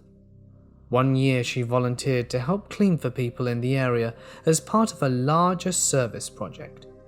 She and a friend went to one house, and she says she experienced a complete feeling of utter dread the whole time she was there with no explanation. Just a pit of your stomach feeling that something very bad is going to happen, and every part of your body is screaming at you to get away. She didn't see anything or have any odd occurrences while being there, just that the whole place felt bad and the woman of the house was weird. When I asked her to elaborate, she said she couldn't. My wife says she also assumes it was some kind of satanic stuff the whole time, and a few of her friends actively went out looking for the creepy things after they came across them the first few times, but could never find them again, and she said that they made her feel sick. I didn't know my wife when she was in college, so I've asked her to take me and show me around and tell me stories, take me to the local places, and she did, once. She showed me her dorm and stuff, and on the way out there in the middle of nowhere there was a random house with things hanging in a tree that weren't decorations. Kids' toys perhaps? I told her to pull over and asked if she saw it, and she just kept going on and said, "Don't look, just ignore it. We don't want to know." We only live an hour away, but she really doesn't like going back and spending any more time on or around campus. She doesn't like to talk about this stuff, and based on that reaction, I can tell that she was really shaken by it all.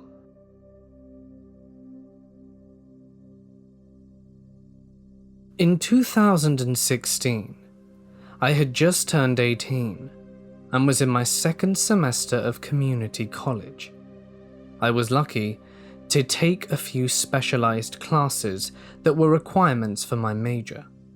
These classes required me to drive about 45 minutes every Monday, Wednesday, and Friday to the main campus of my community college system. That's relevant because I was going to a town that I didn't know much about, and I didn't know anyone who lived there. There was a man in my class called Eddie. He was a big guy in his late 40s. I'm 5'0", and at the time 130 pounds, which is just to say I'm pretty small and defenseless. We spent a lot of time in the lab for these classes, and he was stationed right across from me. I was a bit more naive and unsuspecting at the time and wanted to be nice, so I talked with him and my other classmates quite a bit, and was a lot friendlier to him than I would be nowadays. He started being overly friendly with me, and would stand too close and ask many personal questions. He'd flirt with me in class, to the point it seemed to make other people uncomfortable to watch. He also started staring at me a lot, with an intense look that scared me. Of course, being young, and not wanting to hurt his feelings, I decided to ignore it as best I could. I told my boyfriend about it, but again, Eddie hadn't actually done anything to me, so there wasn't a lot I felt like I could do. A few weeks after that started, all of us were hanging out in a small break room type area, studying for an exam in our next class, which was about 30 minutes away. I was sitting at one table chatting with some middle-aged women in my class, and Eddie was at the next table over messaging with his phone. I announced that I was going to go get something from the vending machine, and stood up. As I did, he tried and failed to discreetly turn his phone towards me, and snapped pictures of me as I walked to the machine to get my drinks, and bent over to pick it up.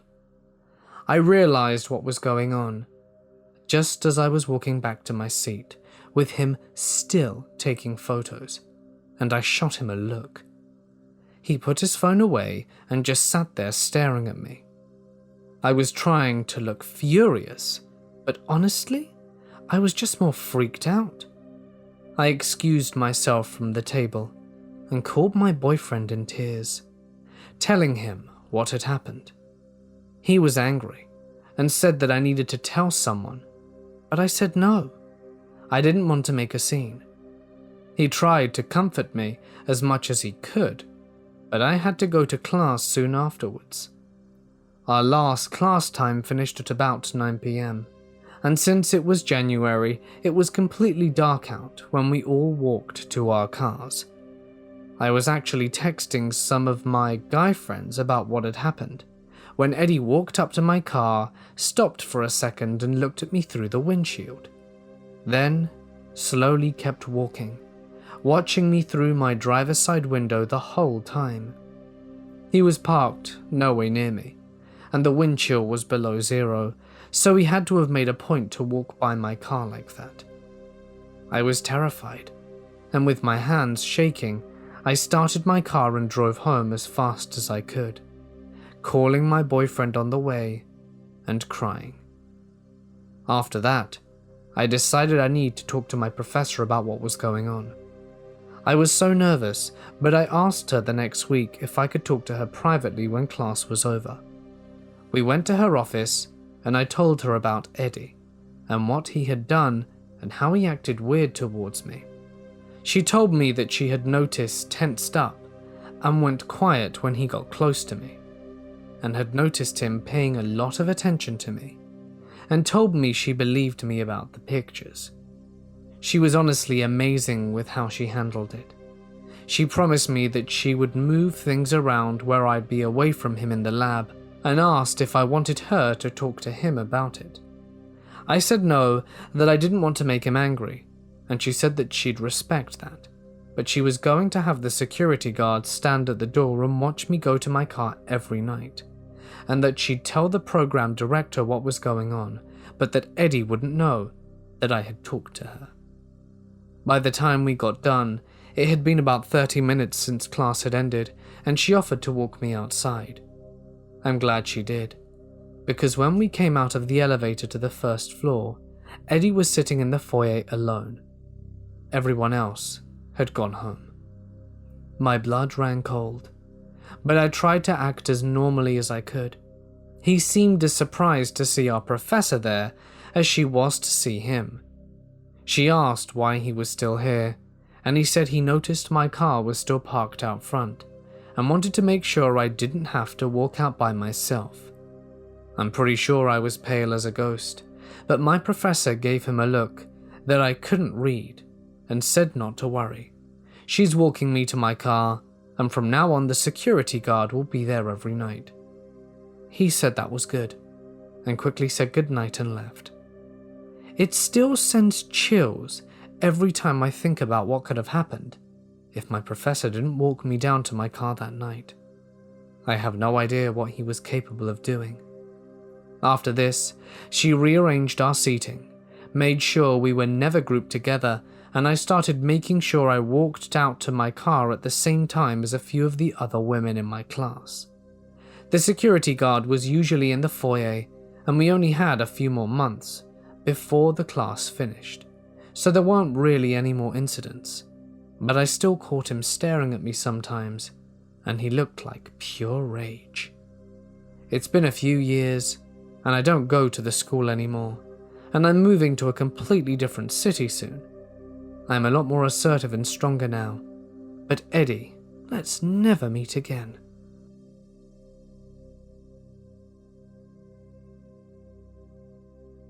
I accidentally was in a religious cult. I would see how the pastor would treat non-members and members that didn't comply with what he wanted, and I would think, I hope he doesn't start acting this way towards me. He would berate people, gossip, expect us to stay at his house until late hours, and forbid us from hanging out with non-members.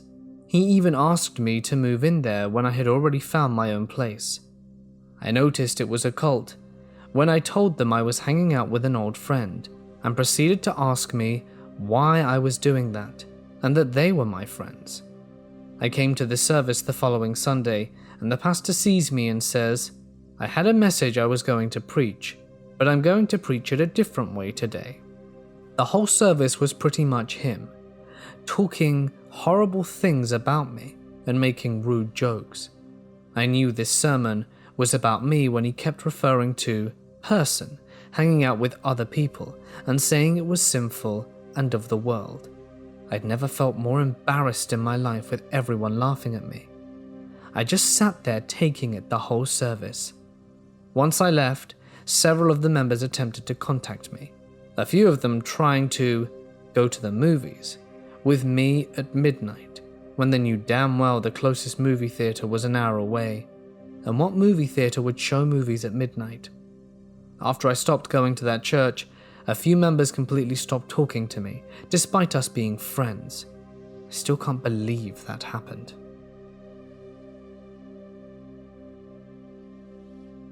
This past September, I had taken a road trip down to Myrtle Beach with the family. It was myself, my mother, my sister, her husband and their 2 kids. We had used my car and both my sister and husband's car to transport everything and all of us.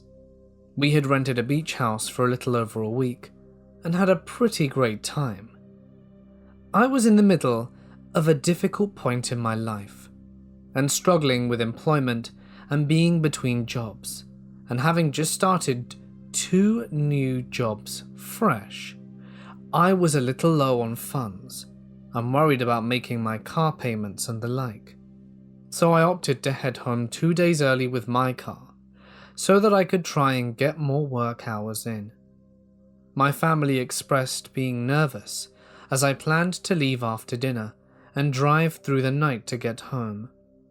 I consoled them that I would be okay, because I'd be up all night and head straight home and only stop for gas and food as needed. I'm an excellent driver, a tad impatient, so I tend to go until I absolutely have to stop and take a break. However, this would be a 12-hour trip, and I knew I would need breaks, so I made a point to stop at every rest stop to at least get out and stretch, so I stayed awake and didn't get too sore.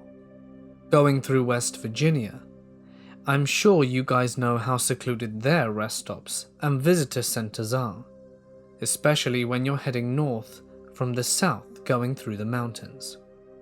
I stopped at a visitor center because they advertised having a fast food joint, and I really had to answer nature's call. This was sometime very late at night, between 1 and 3 a.m. Side note that sent shivers down my spine after what happened: I like to drive barefoot. So I pulled in, noticed the building with fast food was closed, and I drove around the lot and parked under a street light in front of the visitor center so that I could use the restroom. Leaning out of my car door, I took my time putting my shoes on and walking inside, having looked around and not seeing anything out of the ordinary. I checked my phone, grabbed my wallet before standing up to walk in, and made sure my car made the noise to signal the doors were locked. Walking towards the center, I saw a man in a white hoodie standing at the edge of the sidewalk, leading into the center. I didn't think much of it until I passed him, and got an off vibe. I glanced over at my shoulder, and he was watching me walk in. For some reason, I glanced to my left as I turned back to face forwards, and noted another man sitting at the benches that were on the other side of tall, thin bushes. Oh nope, I thought. I instantly went in, peed, and before I got out the bathroom I called my roommate. As dumb as it was, because he was a good 4 to 6 hours away, it just made me feel safer. I gave him a quick rundown of my situation and made him stay on the phone with me.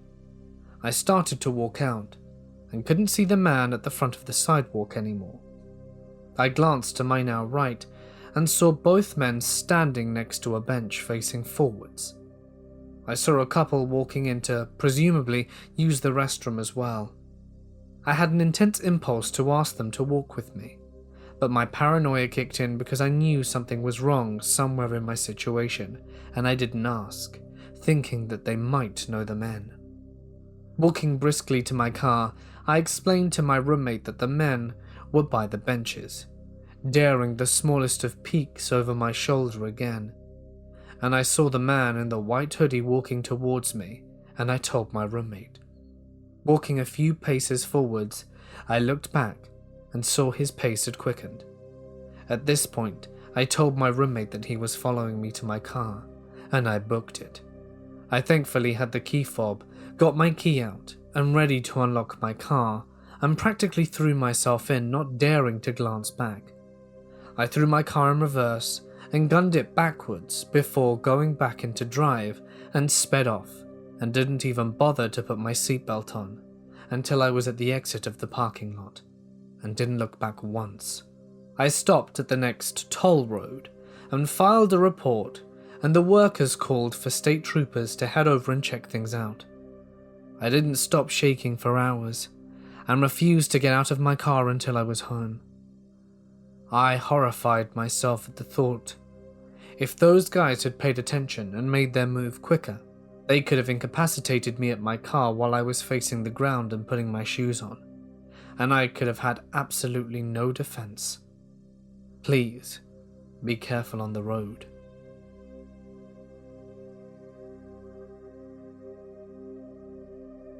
I was part of Occult church when I was invited soon after I started attending school at UF. Since I was looking for a church to attend, this worked out great. I was invited by a really nice guy and started attending every service, getting to know everyone and making great friends. The services seemed to be a bit extreme, a little too fire and brimstone, but I decided to ignore that and focus on what I agreed with them. I started to get a little bit uncomfortable when they tried to get me to recruit people on the street, but I really felt very uneasy when they said I shouldn't hang out with my friends that followed other religions and even other family members because they weren't good influences. Despite all this, I kept going because of the people there. It wasn't until my sociology class did a unit on cults and how they work, being nice and friendly and then trying to separate people from their friends and family so they won't be persuaded to leave. After that, I decided to stop attending services, although I stayed in touch with some people. It's a real shame because most of them are born-again Christians and don't know that a real church isn't like that. They're great people, just led by the wrong person.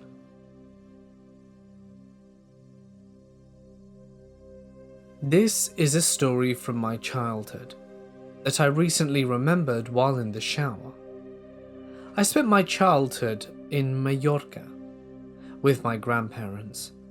They lived in the middle of nowhere and didn't even have asphalt roads until I was 6, but I always loved it there.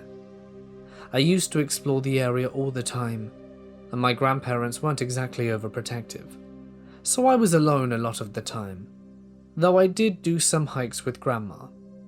Plus, it's not like there's any danger around there.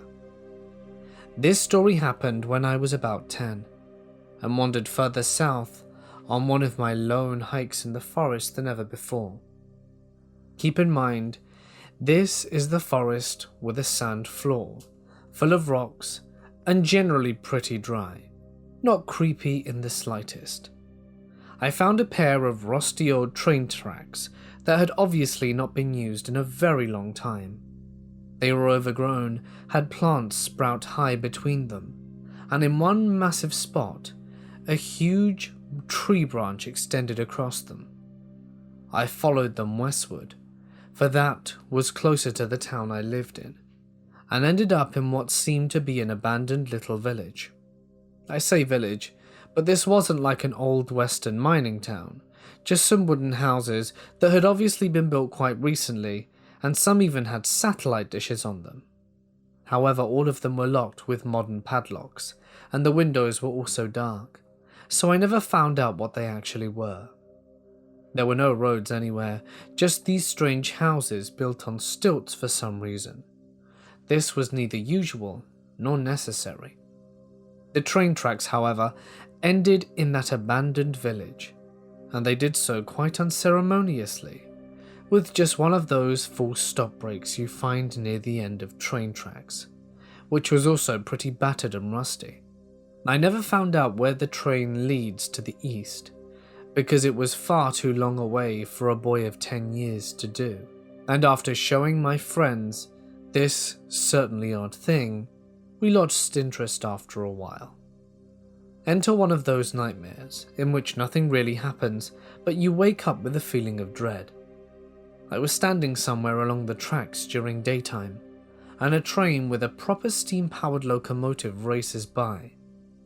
The interesting thing were the passengers.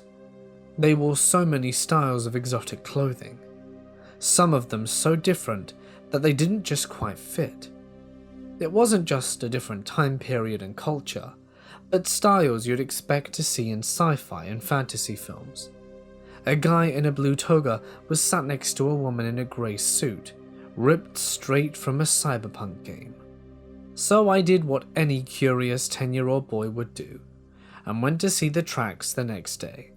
All the plants that had grown between the ties and over the tracks were severed clean or crushed, and that big tree branch was about a kilometre down the railroad that had broken off and had been thrown about 5 or 7 metres.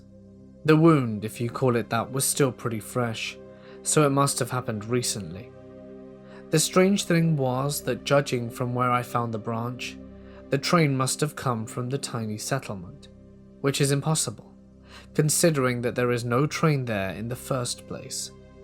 I told this to a friend of mine at school, and she claimed she had the same dream, though to be fair, she always talked about how she had psychic powers and stuff. Not to mention that she was into me, but we were primary school kids. Nothing weird ever happened after that, at least not concerning the railroad or the strange train.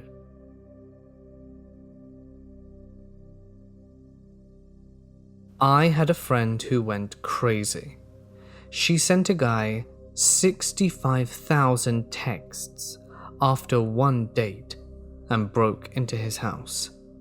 Now, a lot of people may have heard about this girl. She was all over the news after she stalked a guy, bombarded him with that many messages, and broke into his house all over one date. We met shortly after she went on that date with him, and we were friends for a while before she broke into his house. At first, she seemed like a nice, albeit quirky person. I met her when I spent a couple of months visiting the west coast of the US in summer of 2017. I thought she was cute, and we spent a lot of time together. We were living next door to each other for a few weeks, and we were never really more than friends. I have stopped any sort of non-platonic feelings after she started to talk a lot about a guy she had met on some dating website. Apparently, he was her soulmate, and she had somehow been guided to him by following her birth calendar.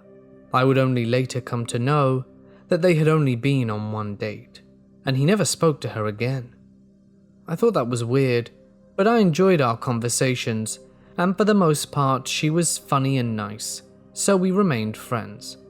Eventually she moved on to short flings with a guy and another girl from Tinder, all the while still talking to me about this guy that she was going to marry, saying that she liked how jealous he got when she would tell him about hooking up with other people.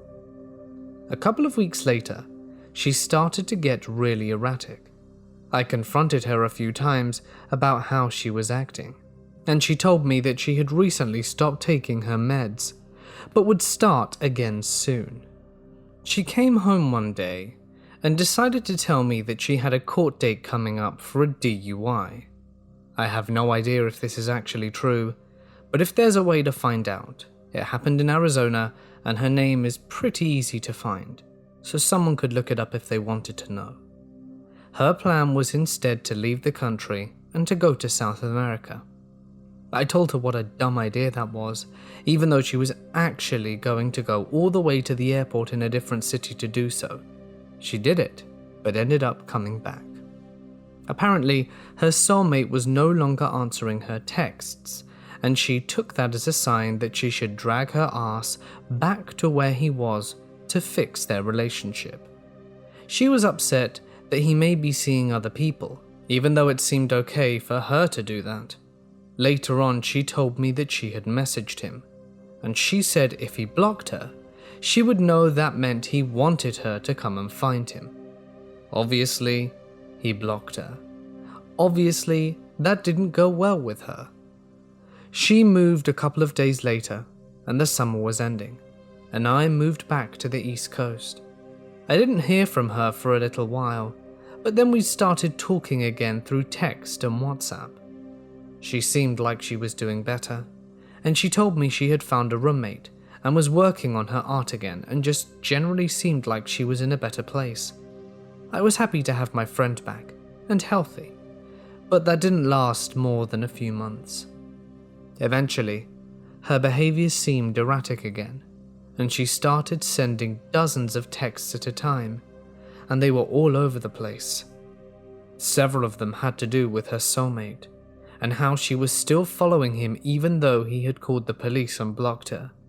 I told her to stop, tried to get her to take her meds, and tried to reason with her 100 times.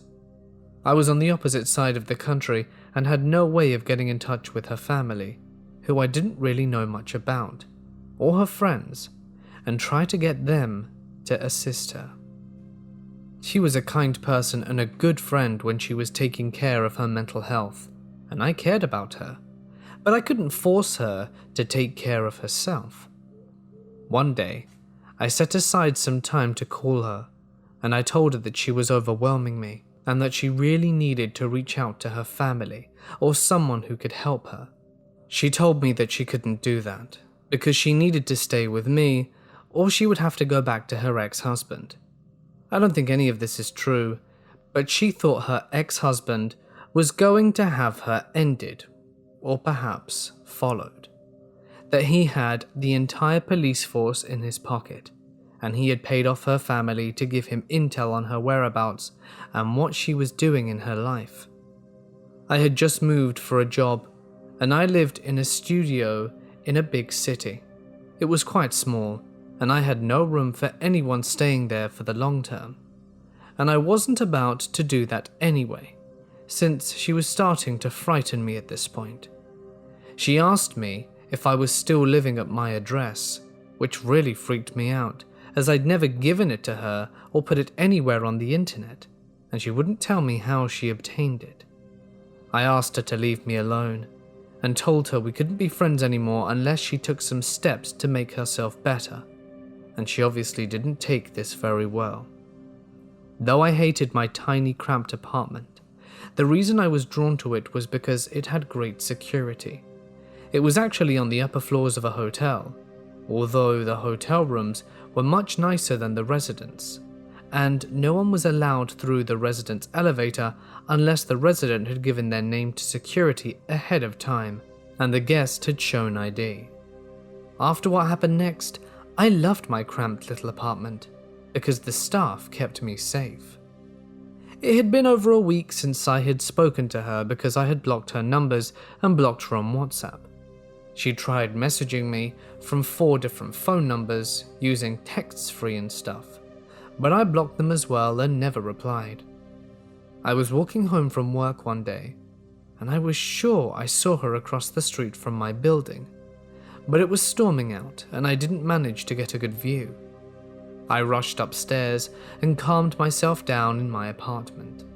Maybe I was just being paranoid.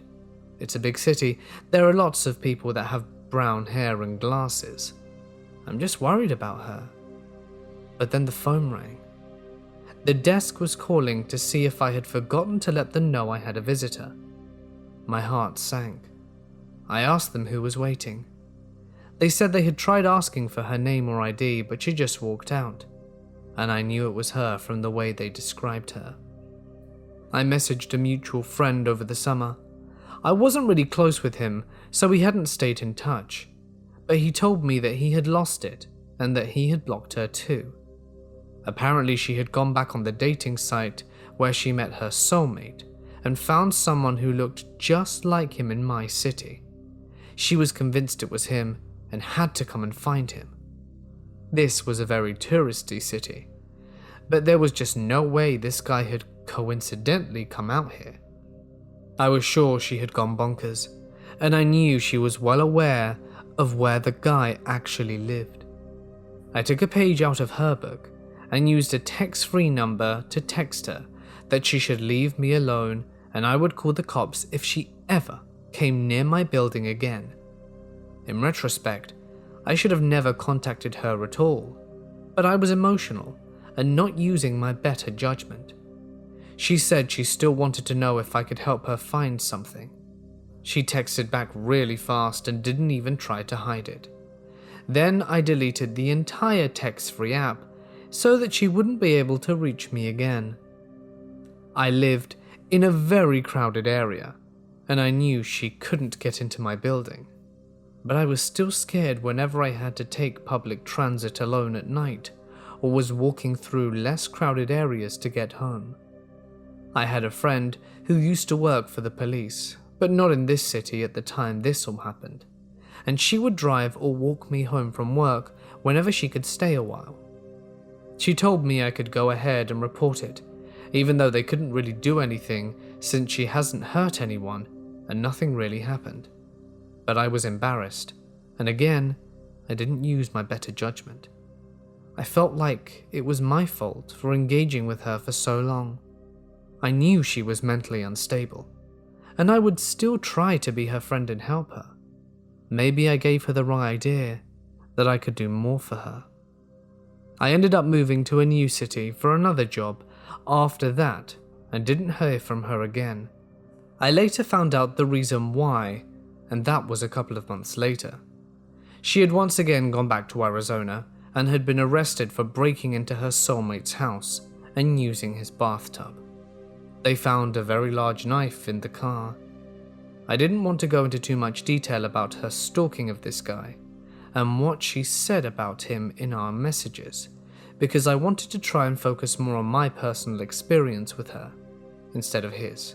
Just so you know, some of the messages included violence and talked about wanting to cut off some of his body parts and wear them.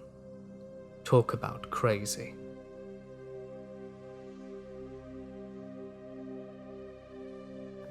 About 2 weeks ago, my two friends and I were bored, and we had just been walking around the area where I lived. As we strolled to the shops, we saw a huge chain-link fence with a lock the size of my fist cutting off an alleyway. I called that it was a house up for sale that was being renovated when the owner went bankrupt. Evidently, they never returned.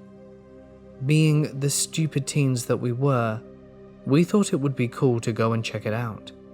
And at this point I should mention that the area was a lot less built up in terms of housing and shops, as we were in a countryside kind of place.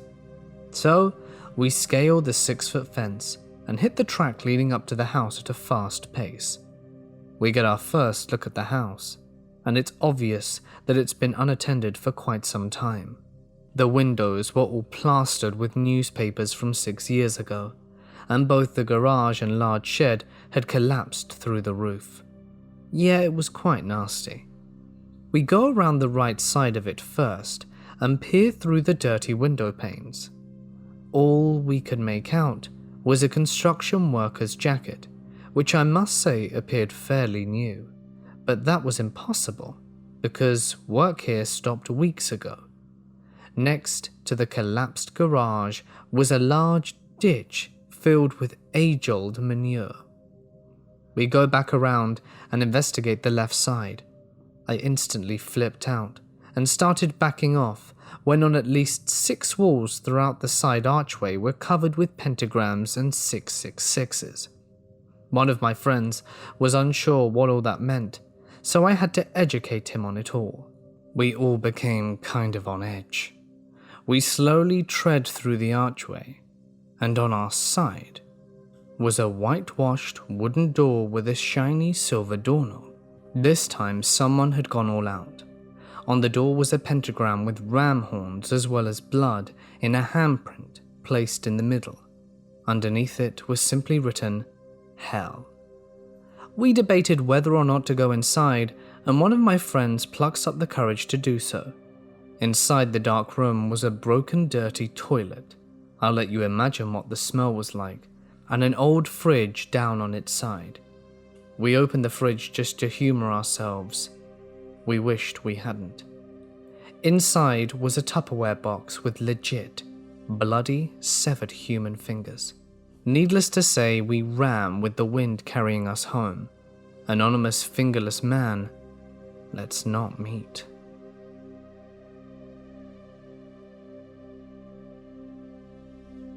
Let me tell you a little bit about myself in order to preface the story.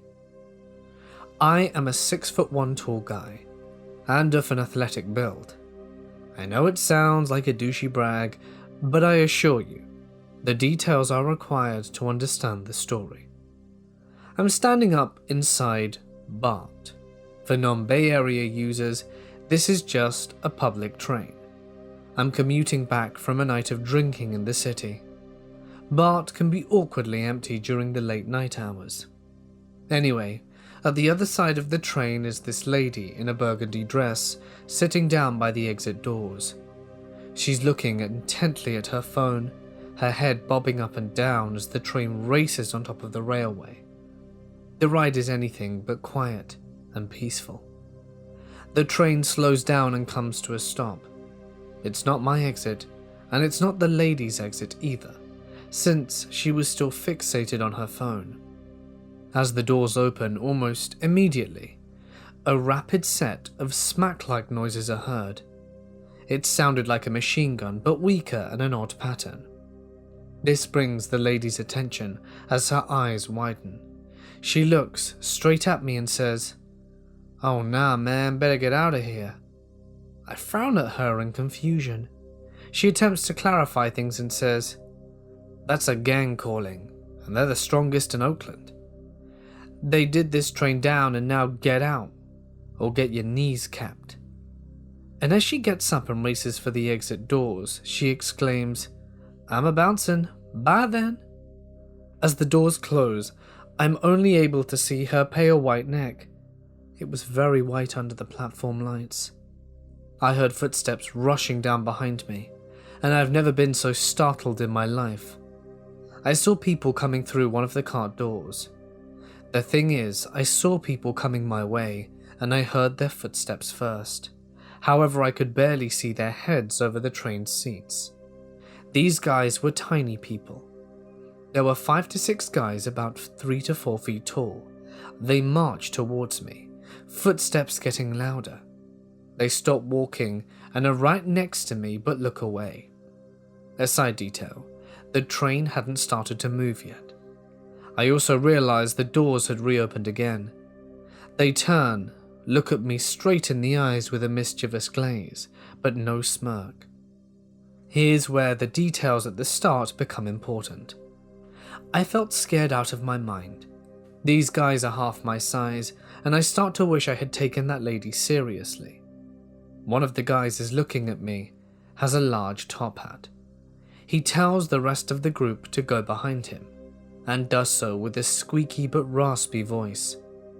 They follow his orders like their lives depend on it, and run right behind him in formation, the horizontal formation. He then grabs himself in a Michael Jackson way and begins to tap dance. Yes, tap dance. I thought of pulling out my phone to record this ridiculous event, but then second-guessed myself because this did not feel like the type of environment that would end well for me. They would definitely hurt me if they saw me trying to record them. He starts to make quiet but aggressive moaning sounds and gives me an angry look. He then proceeds to say he's going to count to 3, and if I'm not out the train by then, he will shoot me a new arse.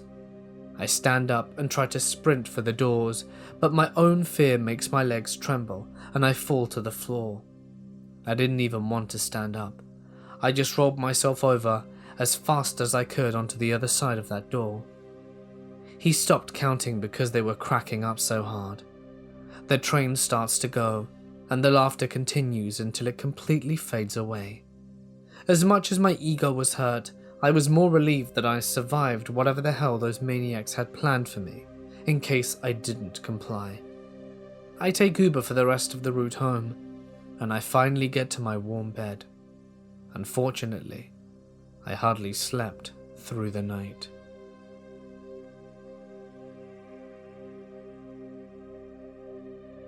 I was 18 years old. and on my way home to California on summer break, after my sophomore year of college. I had a 9-hour car ride ahead of me and stocked up on energy drinks, soda, and snacks for the ride home. I left school late after dinner with friends and planned on driving into the night. I'm making good time, and I'm around 3 or 4 hours from home, which was Yuba City at the time. I'm an hour outside Reno and on a lonely stretch of road when it happened. I suddenly get the urge to pee. Those energy drinks I chugged coming back to haunt me, and I kick myself in the ass for not stopping when I had gassed up 45 minutes before. I saw a sign that advertised a rest stop coming up, and so I drove the few miles to the sign, then pulled in. Parked in the parking lot was a ratchet-looking sedan, and on the other side of the lot, a Sprinter-type van. I quickly got out and hurriedly jogged to the restroom before I peed myself. I was flushing when I heard someone enter, and I froze. I'm in decent physical shape, and I work out quite often, but for a guy, I'm on the smaller side at only 5'7" and 160 pounds. So I'm bracing myself for some Michael Myers type stuff when I open the door and see an average Joe looking guy. He looks up, gives me a friendly smile, and then steps over to the urinal. I washed my hands and was getting ready to leave when he starts talking. His voice was gravelly and low, so I couldn't hear him the first time. "You like dogs, man?" he asked me as he washed his hands. He was wearing those coveralls that mechanics wear, and he had grease stains on it. My creeper meter started beeping. I shot him a friendly smile and said, "Yeah man, dogs are cool," as I left. Well, that was the wrong thing to say, because he comes out the door almost at my heel. "I got a new puppy. Wanna see him? He's real cute." Now I'm freaking out. Keys are in one hand and my cell phone in the other. I call back in a shaky voice, "Nah, thanks. Gotta get going." I'm getting to my car when he grabs the door, trying to open it wider. This dude was strong, and he's a good few inches smaller than me. I start my car and put my phone to my ear, and what he said next caused me to almost crap my pants. "Tell him the cops are here. You'll already be finished." With that, I kicked at his stomach, and thank goodness it connected. He let go of the door and fell on his ass. I then locked the doors and screeched the hell out of that rest stop. I saw him scramble for his car, but I didn't stay around enough to watch, and I took off like a bat out of hell. I was a nervous wreck for the next 3 hours, thinking he was going to follow me home and finish me off. When I got home, I told my dad, who had stayed up to wait for me, about what happened, and he told me to not call the authorities. I made sure to take an entirely different route when I went back to school in the fall, and because of that, I've never stopped at another rest stop ever again. So dude, wherever you are, I don't want to see your puppy.